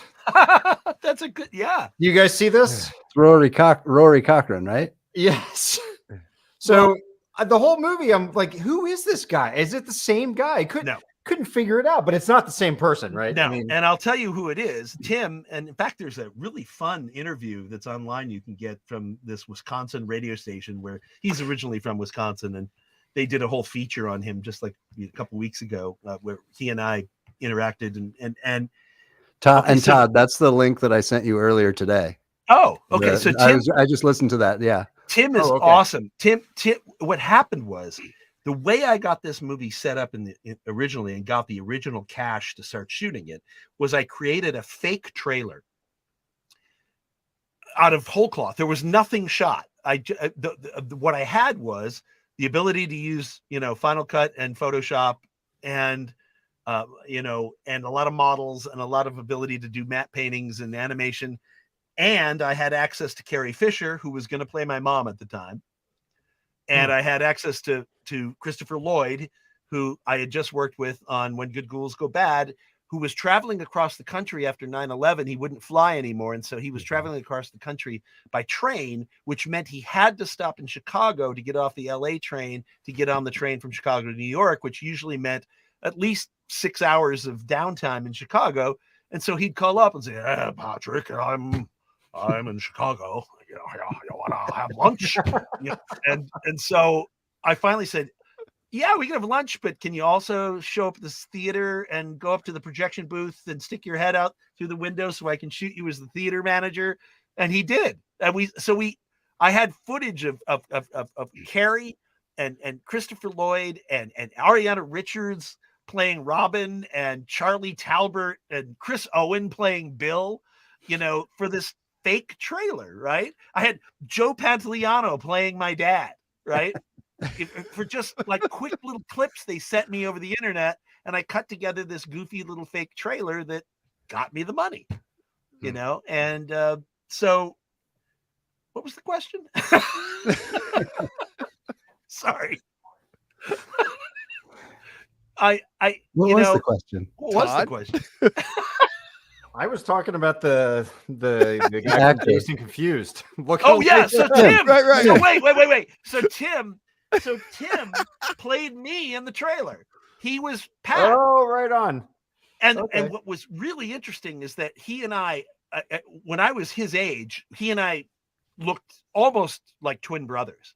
And when it became clear that getting the money we needed to make the movie was not going to be okay with having an unknown kid play the lead, I had to say to Tim, I gotta figure out what to do with you. I want you in this movie. You're amazing and you've helped, but we can't have you as the lead. And then I thought, well, why can't he play my brother? Right. And originally there was more dialogue for him, but the more we directed it and the more we played with it, the more it became apparent that his silent character was as cool or cooler than any goofy lines he might say, right? Yeah. So that when he does finally speak, it has big meaning. I mean, you know what I mean? It actually has some weight, even though it wouldn't have if he'd been babbling through the whole movie. Yeah. So really cool. All right. I have to say your favorite moment was the bye Patty line. Mine was I think it was on the bench outside the emergency room. When you're in a dark theater and something you've never seen before is on the screen, you're all the same. There's no cliques, there's no class, everyone's the same. And to me, that's that moment that, for me, when I was, that age, it was, when you're at a Bon Jovi concert and, all the jocks are singing the same song as the Dirtbags. And, that's just what it was. And to me, that was that was the moment I'm like, and I'm glad. For me, because the Buy Patty thing is very personal and small, but for the greater audience and for the people I was trying to reach with this, that's what that's kind of the moment or the scene that the whole thing rotates around in many ways. And which is why I was so horrified when certain idiots were like, you don't need that scene. Yeah. I'm like, okay, you're missing the point, man. Right. Yeah.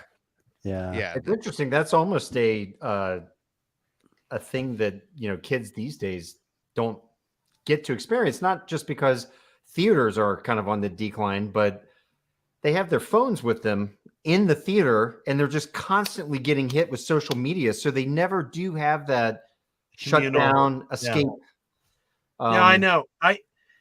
It's weird because Douglas Trumbull, of course, was a dear friend and mentor and collaborator. We were developing a sequel to Silent Running before he passed away, which is still maybe going to happen, I hope, which is amazing. I'll tell you about that later. But we used to talk about, because he's got these high frame rate processes that he's developed that they don't look like Telemundo. Right. They look like film, but nobody's ever seen them because nobody's gone out to his facility and seen it. This 120 frame per second stuff that looks like someone cut a hole in the theater, and yet it looks like film. It doesn't look like video. It's so beautiful. But I think the theater experience can be revived. I think it's going to take something very special that's better than IMAX, and I think something like Doug's process could do it. But even if it was just what it is, just the regular theater experience, I feel like there's room, and this is hard for me to say being a film purist, there's room for two things. Let's say you have a theater where one room is no cell phones allowed. You can't even bring them in. Or if you can bring them in, if you get caught, just like the old, what was it? Alamo Drafthouse policy. If anyone sees you using it, you're out. You're banned forever. You can never come back.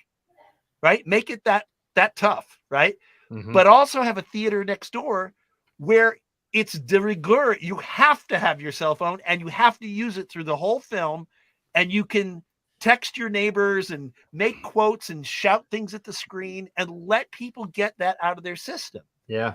And we'll let some of their friends that are like, this is not for me, I'm going to go over here where I can watch the movie, have that piece. Right. I think it's okay. I don't even think I think it's for us, it's weird because we're not used to it and it's not the world we came from, but it is the world they live in. And if they can have a great experience that they remember, even if it's not what the filmmaker had intended, that's not necessarily bad as long as there's an escape route to a safe place. Right. For people, not just old folks, but for young, because I was a film professor for 9 years. There are plenty of serious film goers that are young. Yeah. That have to sit in these screenings at the film school while all the other kids are catcalling and turning it into Rocky Horror. I think there's a way to have your cake and eat it too, if theaters would just manage how they present a little differently. I was kind of under the impression, I believed that like during the pandemic when AMC was practically bankrupt and all that, and like theaters were dying, right? I thought we were going to see something like a Netflix start purchasing brick and mortar theaters because they want to run their shows so they can, get the Oscar noms. Right. But then also they could turn rooms. Think about this. You've got people already just subscribing to Netflix for a month to binge Stranger Things and then canceling it. Why not have like Stranger Things experiences? One room you can watch a movie, you can watch, the new Ryan Reynolds film that they produced, but in the next room, you're in Hawkins. Yeah. And you binge you rent the theater season for one. the day. You spend a day there. You eat lunch there. 30 of your friends Yeah. and have the Stranger Things day at a theater with, you know, interactive stuff there as well. I think, you know, I thought that was going to happen. And by the way, Doug had been talking about the idea that there are all these shopping malls all over the country that are going dark, that you could install. He had these pod theaters that he had designed. Cinema rooms, yeah. These giant domed, and he's got one up in the Berkshires that's fully constructed. That's one of the most amazing theatrical experiences I've ever seen, and or felt. And I mean, the seats are above these rotational subwoofers that are programmable, right? That can actually vibrate, not like Sensorab that's just loud. They can literally make the room shake, right? And without, you know, deafening you. And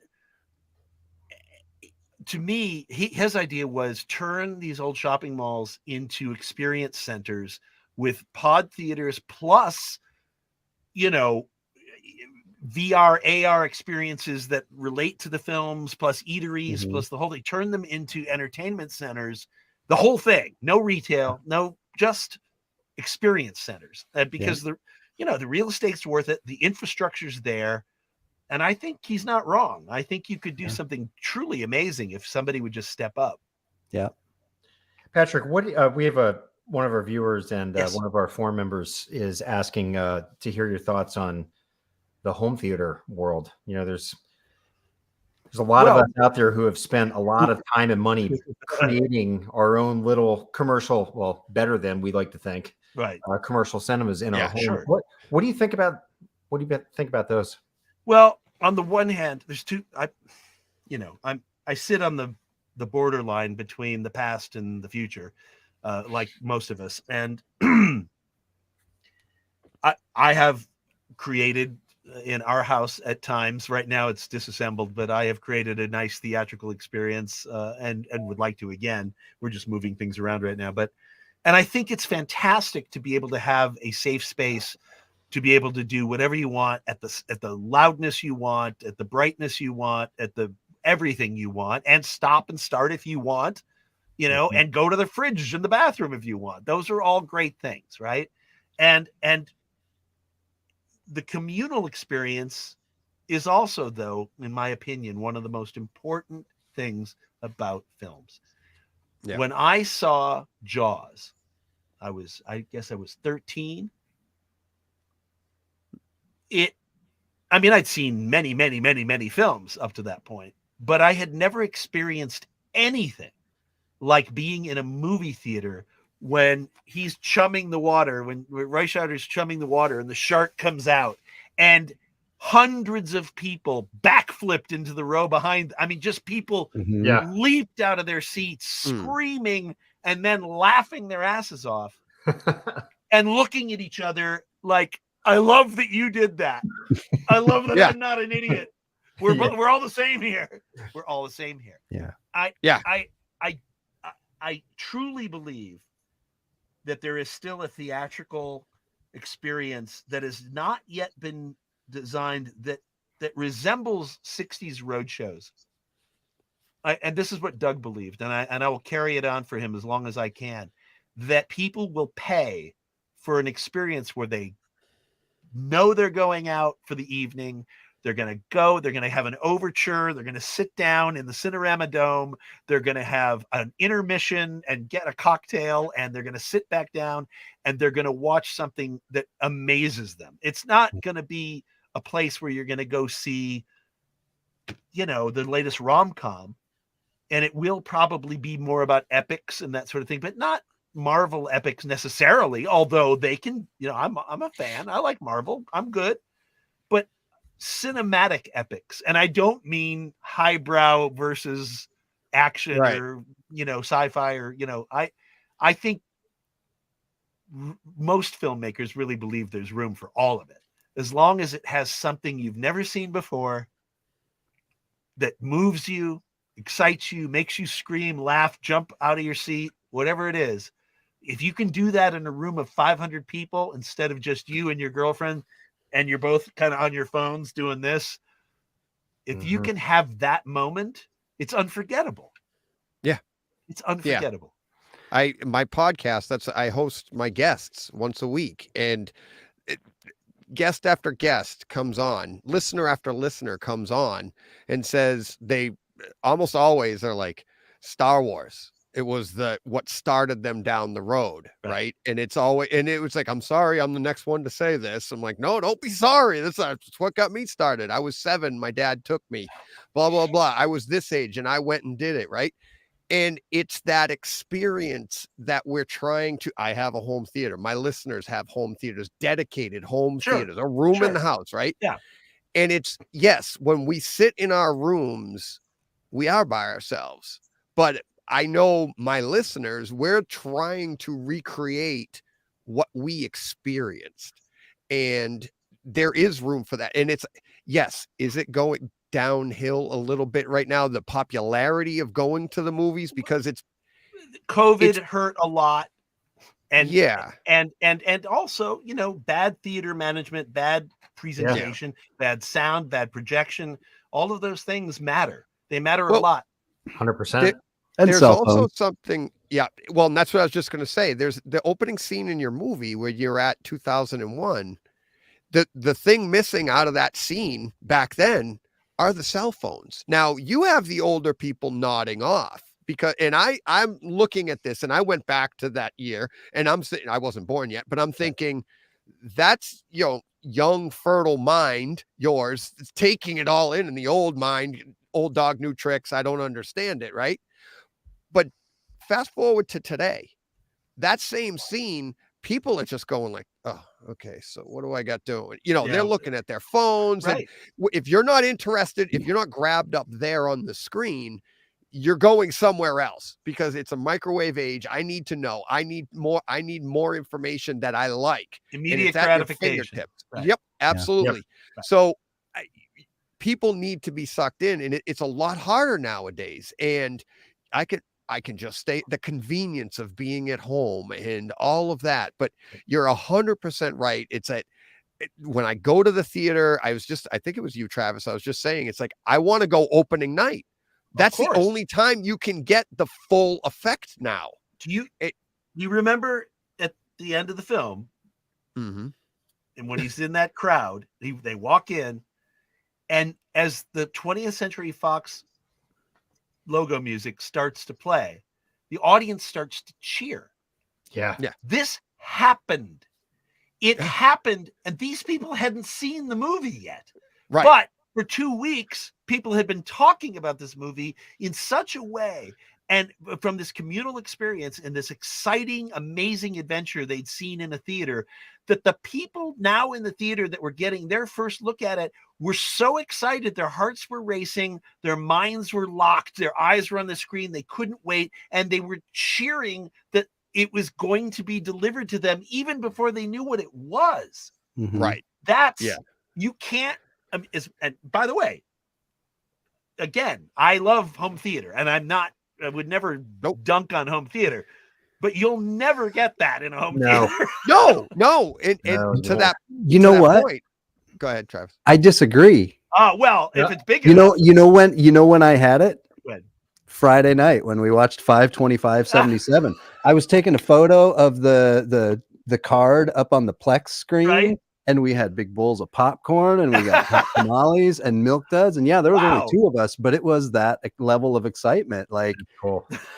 You know, all day. The disc came on Thursday, and I had to stop myself from watching it on Friday morning while Rebecca was at work. You know, so it's possible, but only if there's not really that. I mean, you don't have the larger group. No, you don't get the crowd. Yeah. But, you know, I didn't have the opportunity here in Seattle to see it in the theater. Yeah. Otherwise, I would. I was checking every Friday on the Fandango. You may. Yeah. I'm trying to. Go ahead. I was going to say, like, Spider-Man No Way Home, if you've seen that, and there's some reveal moments in that movie that when you're with a crowd, people are cheering and screaming and standing up and pointing at the screen. And it's like, you just don't get that. It's a unique, that's the experience that when I'm sitting in my theater by myself watching Spider-Man No Way Home, I'm filling those blanks in. I'm like, yes, you know, and it's like, that's what you do. It's like, I mean, that's what we're trying to recreate in that environment. And there is a certain segment that is missing out on all that, of course. Well, it's funny because, and as you guys, you've watched the film and you enjoyed it with your girlfriend and had popcorn, which is awesome. And I'm really excited that you had that experience.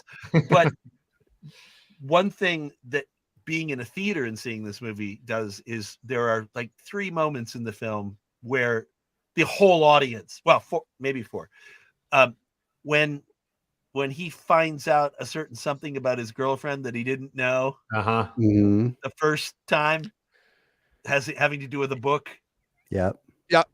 The audience just goes, oh, the whole audience, right?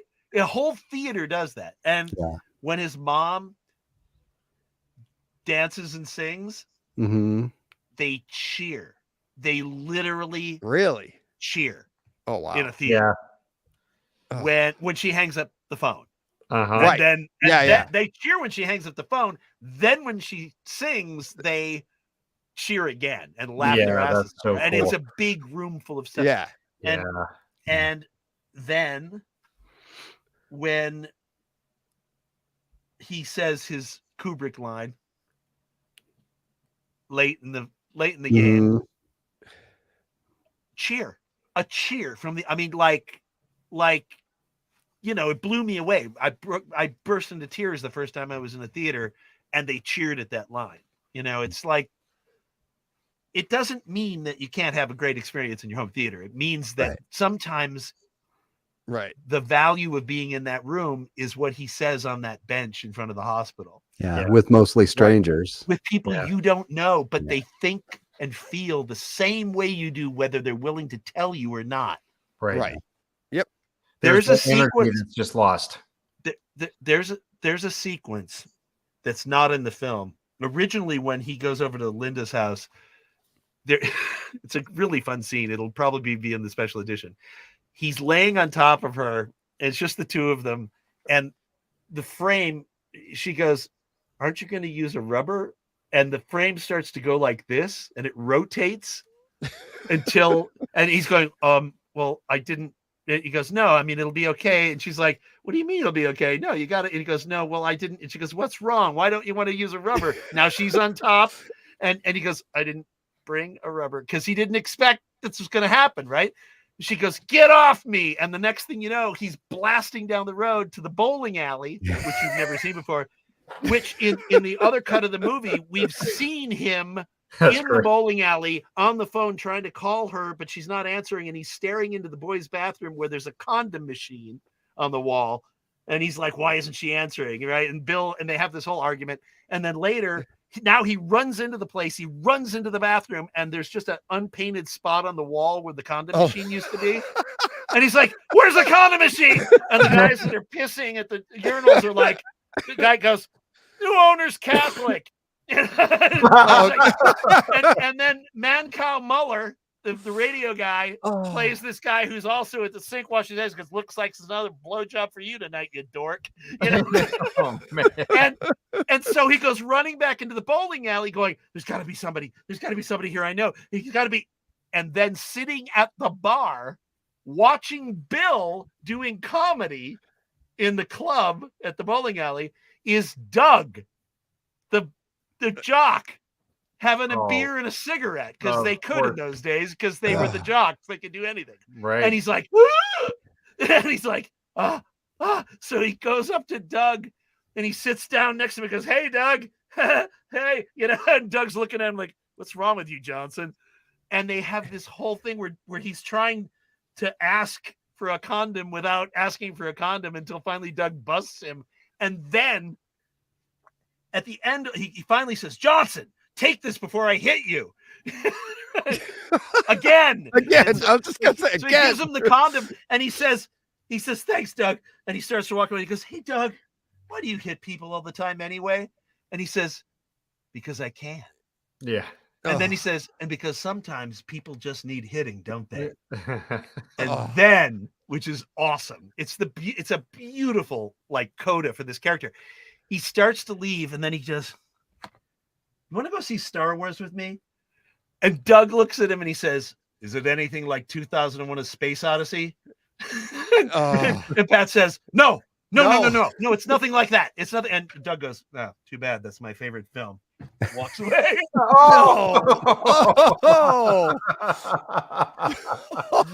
Maybe that'll be in the special edition. We'll see. That's let me get my favorite line of the movie in, because it hit home so hard. And just this last almost 2 hours now pretty much sums it all up. You're a hand grenade and I just pulled the pin. That is, I told that line to my dad this weekend because I was sitting at the morning after my daughter's wedding, and I'm sitting with my new in-laws, the father of the groom, right? And my dad is on my left, and we're new, our kids just got married, and we're like, oh, remember those times driving in the car? And it's those conversations with your kids in the car that just mean so much. And my dad's sitting next to me and he goes, no, this one don't shut up. He won't shut up. and it's like, and Greg, the father of the groom, is like, what? Like what? Like, because but that's my dad. And my dad's not a talker. I can go all day long, as people know. And it's listening to you, and like our communications before this, like, let's go 3 hours. Like, it's awesome. And I love that when that happened in the movie, all alone in my theater, I'm like, yes, that's me. I'm like, I'm the hand grenade and you pulled the pin. And I'm like, just so happy to be here while we got to pull the pin on you today. Thank you. It's awesome. This has been really fun. Really fun. Thank you. Yeah, it has been great. I mean, we are right at 2 hours. Well, that's why I wanted to get that in. I know Todd wanted to pull that plug. I can keep going. I can come back. I got plenty more. Yeah, maybe we should do another anytime. Yeah, maybe we should do another segment. Anytime, maybe around the release of the special edition. I can tell you that there if we do it, and I have a strong suspicion it's going to happen based on the reception we're getting from this release. There are so many fun, cool moments and scenes that will be added in, because we'll do the regular theatrical cut, but we'll also do the let's add back another hour cut, so that because there's most independent films end up with like barely enough to cut together a 90-minute movie. We ended up with enough to cut together like 3 2-hour movies. So we've got a lot of really fun material that's not in this film at this point. Really awesome. Which might be used in the series. Or the sequels. There are 2 sequels that are being talked about. I'm not kidding you. Really? 5/25/90, The Empire Strikes Pat, which is this. It's the story of this kid now, and John. I love it. Imagine John now at 30-some years old, but we've got all this footage to use as flashbacks where he's only 19 or 18. Yeah. Right? And it's about when I've just finished making Space Invaders and Steven gets it picked up, and I'm Flavor of the Month in Premiere Magazine. I get a 3-picture deal at Universal. And over the next couple of years, it all goes to hell. I mean, I make some movies, and I leave with my family and quit Hollywood. Like The Empire Strikes Back. I take off in the Millennium Falcon and leave. Then the next one is 5/25/04, Return of the Alumni, which is where all my old friends from Hollywood and Wadsworth get together to make this movie, and it leads up to tonight. And it's, oh man. That's that's like a time travel type thing, because now you're leading up to this movie, which is oh man. You just Terminated me. I'll be back. But you can't do that one without making these ones. But oh no. Oh man, that's awesome, Patrick. Well, this is really, guys, I'll come back anytime. Even if forget about my stuff. If you got a cool movie to talk about we've all seen or whatever, I'll come back just to say hi and yammer with you guys. Awesome. You guys are That'd awesome. be great. This is really fun. Yeah, that would be fantastic. Maybe You better be careful with those offers. No, Yeah. I listen, it'll get my, I got to get this stuff out. I got nobody to I talk to know. about this stuff. I know. We're all in the same boat, I think. I have one more really quick question. Sure. Do you still have the old 8mm films that you created I have when you were a kid? bits and pieces, but this is a good story, and if you've got a minute, it's worth it. All right. Yeah. So the Planet of the Apes movie, Requiem for the Planet of the Apes, which was an hour-long Super 8 movie with stop-motion animation, hanging foreground miniature ape city, all the masks and things that were as good or better than the ones that we recreated. That film was on a reel this big. And it was the only reel I had that was that big. I spliced it all together. Now, remember, when you make Super 8 movies, you get it's reversal stock. You don't get negative. There's no copy. It's what you have is what you get, right? So my mother, who, as you know, raised Airedale Terriers, was also the president of the American, not the Kennel Club, but the Airedale Terrier Club of America or whatever. And she wrote the book, The Complete Airedale. I mean, that was her world, right? So every year they had this thing called the Specialty Show at the Lake County Fairgrounds, and all people from all over the country. The movie Best in Show, if you've seen it, every character in that movie is based on someone I grew up with. I'm not kidding.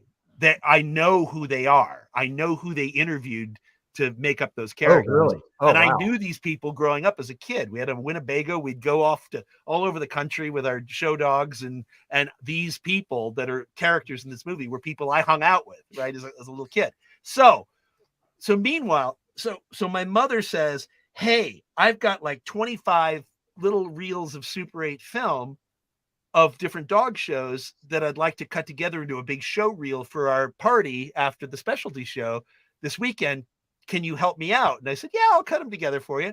She goes, can we show them like in one big reel? And I said, well, I only have one, but hang on. So I grabbed all her little films and I went into my room with my little editor that you've seen. And I unspooled into a clean, hefty garbage bag my hour-long Planet of the Apes movie, because it was clean and static free. And, I threw it in there and bound it up and put it in my closet. Right.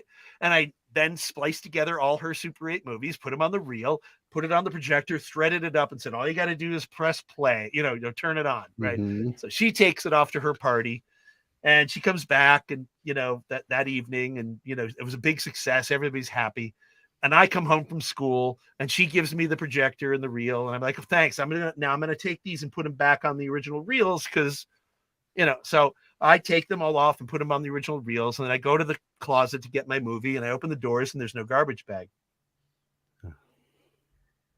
And I'm like, hey, Mom, have you seen a garbage bag that was in my closet? She goes, no, I didn't. I wasn't in your room today. She goes, but the cleaning ladies were here today. No. And I said, oh, really? Which also happened to be the same day that the garbage truck comes. No. So we called them and the lady said, oh, yeah, we thought it was so sweet that Patrick left a garbage bag in his closet for us. Oh, so somewhere in a landfill in Northern Illinois rests my hour-long Super 8 Planet of the Apes movie. Oh, no. Yeah. There are I have fragments of other things, like, things where I would take like crystal glasses and put them on the lens and make weird kaleidoscopic pattern. I mean, just experimental stuff, but there's nothing left of the original stuff. That's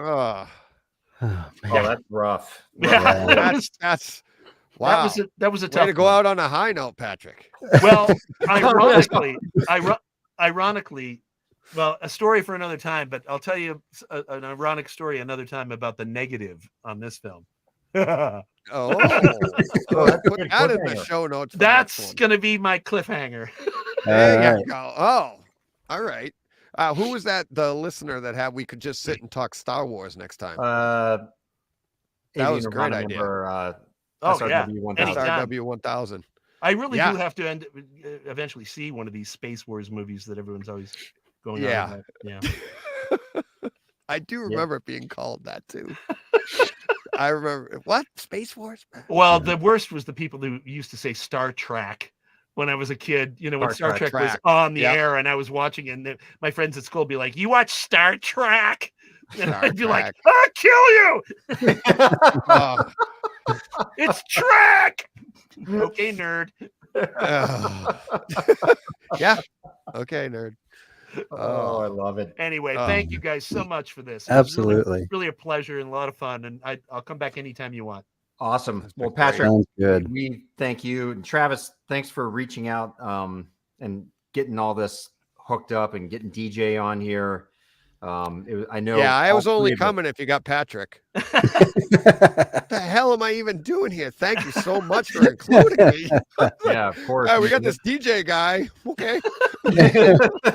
Well, I was only coming if you were a DJ. So I mean, there you go. Thank There you you very go. much. Can we clip that? I need that. We'll get that on a disc to you. Sorry. Right. Thank you very much. Yeah.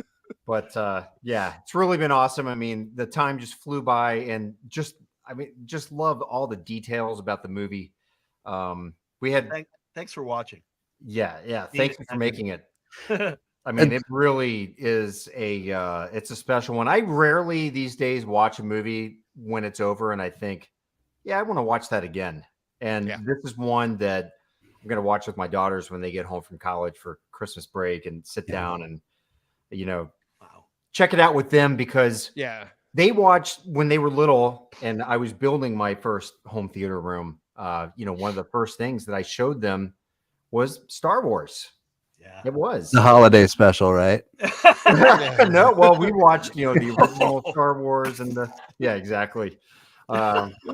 And they're still your Empire daughters. Strikes Back and everything, and they really got into it. Those 3 original movies are something that they remember seeing with me, and I think that watching your film will just really take them more back. You know, what my oldest daughter always says, that she wishes she grew up back in the 60s or 70s and not today. So she could have experienced those things then.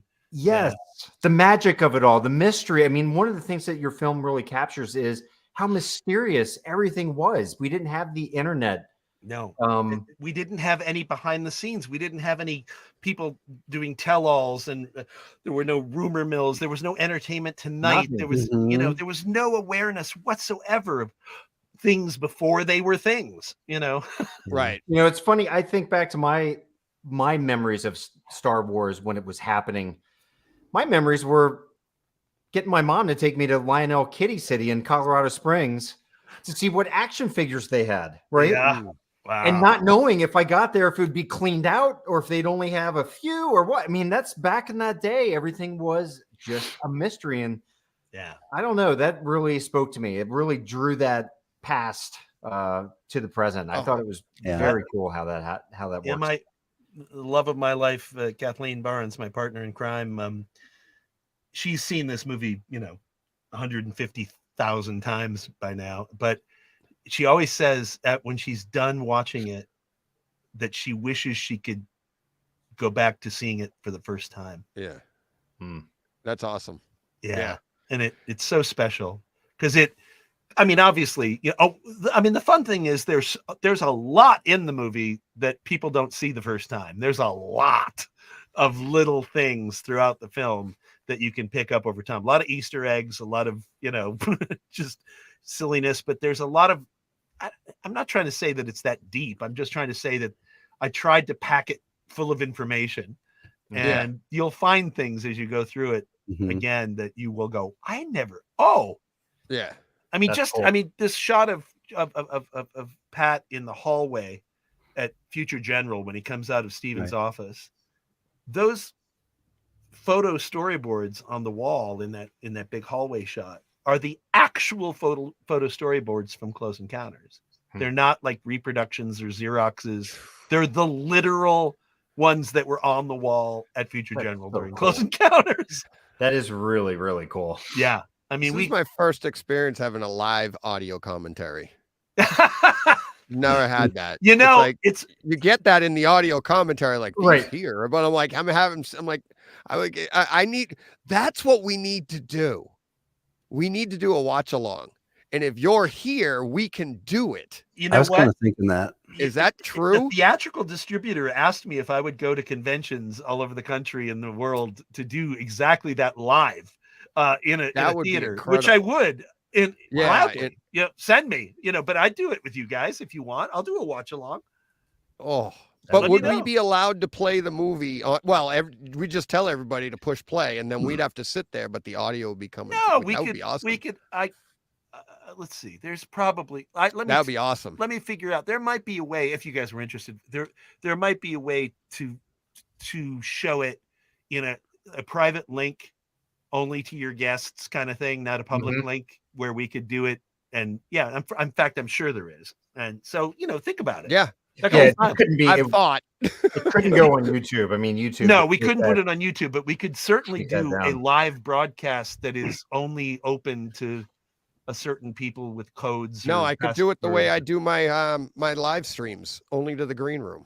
Yeah, And I mean, you do it through YouTube, but it's a private feed that Right. only the people that private link.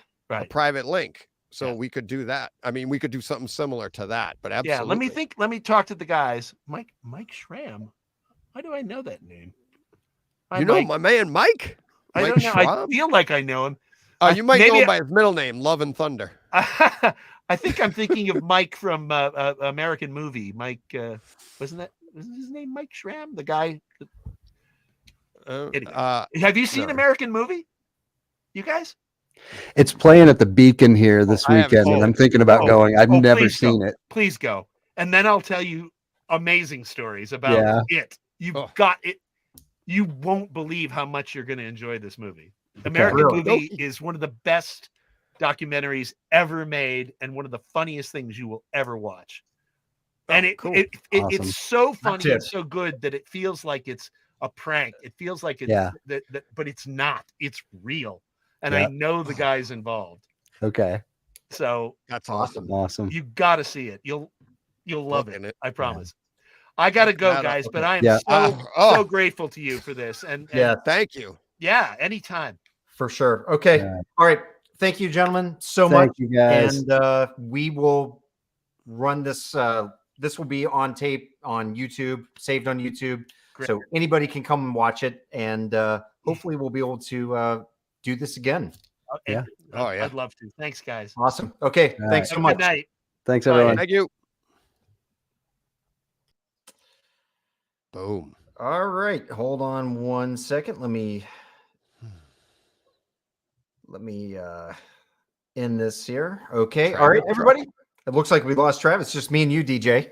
Yeah. That That we're was still awesome. live, but Are we just still thank- live? Yep, we're We're still still live. live. Thank you, everybody, for hanging in there. We had about roughly 7 to 10 viewers consistently tonight, and Really? it was great to have the conversation. A lot of people dropping comments, asking questions. So thanks, guys, so much for hanging out with us tonight. Yeah. Thanks for hanging out over on AV Nirvana. Really appreciate it. And with that, DJ, we're going to say goodnight. Good night, everybody. Thank you.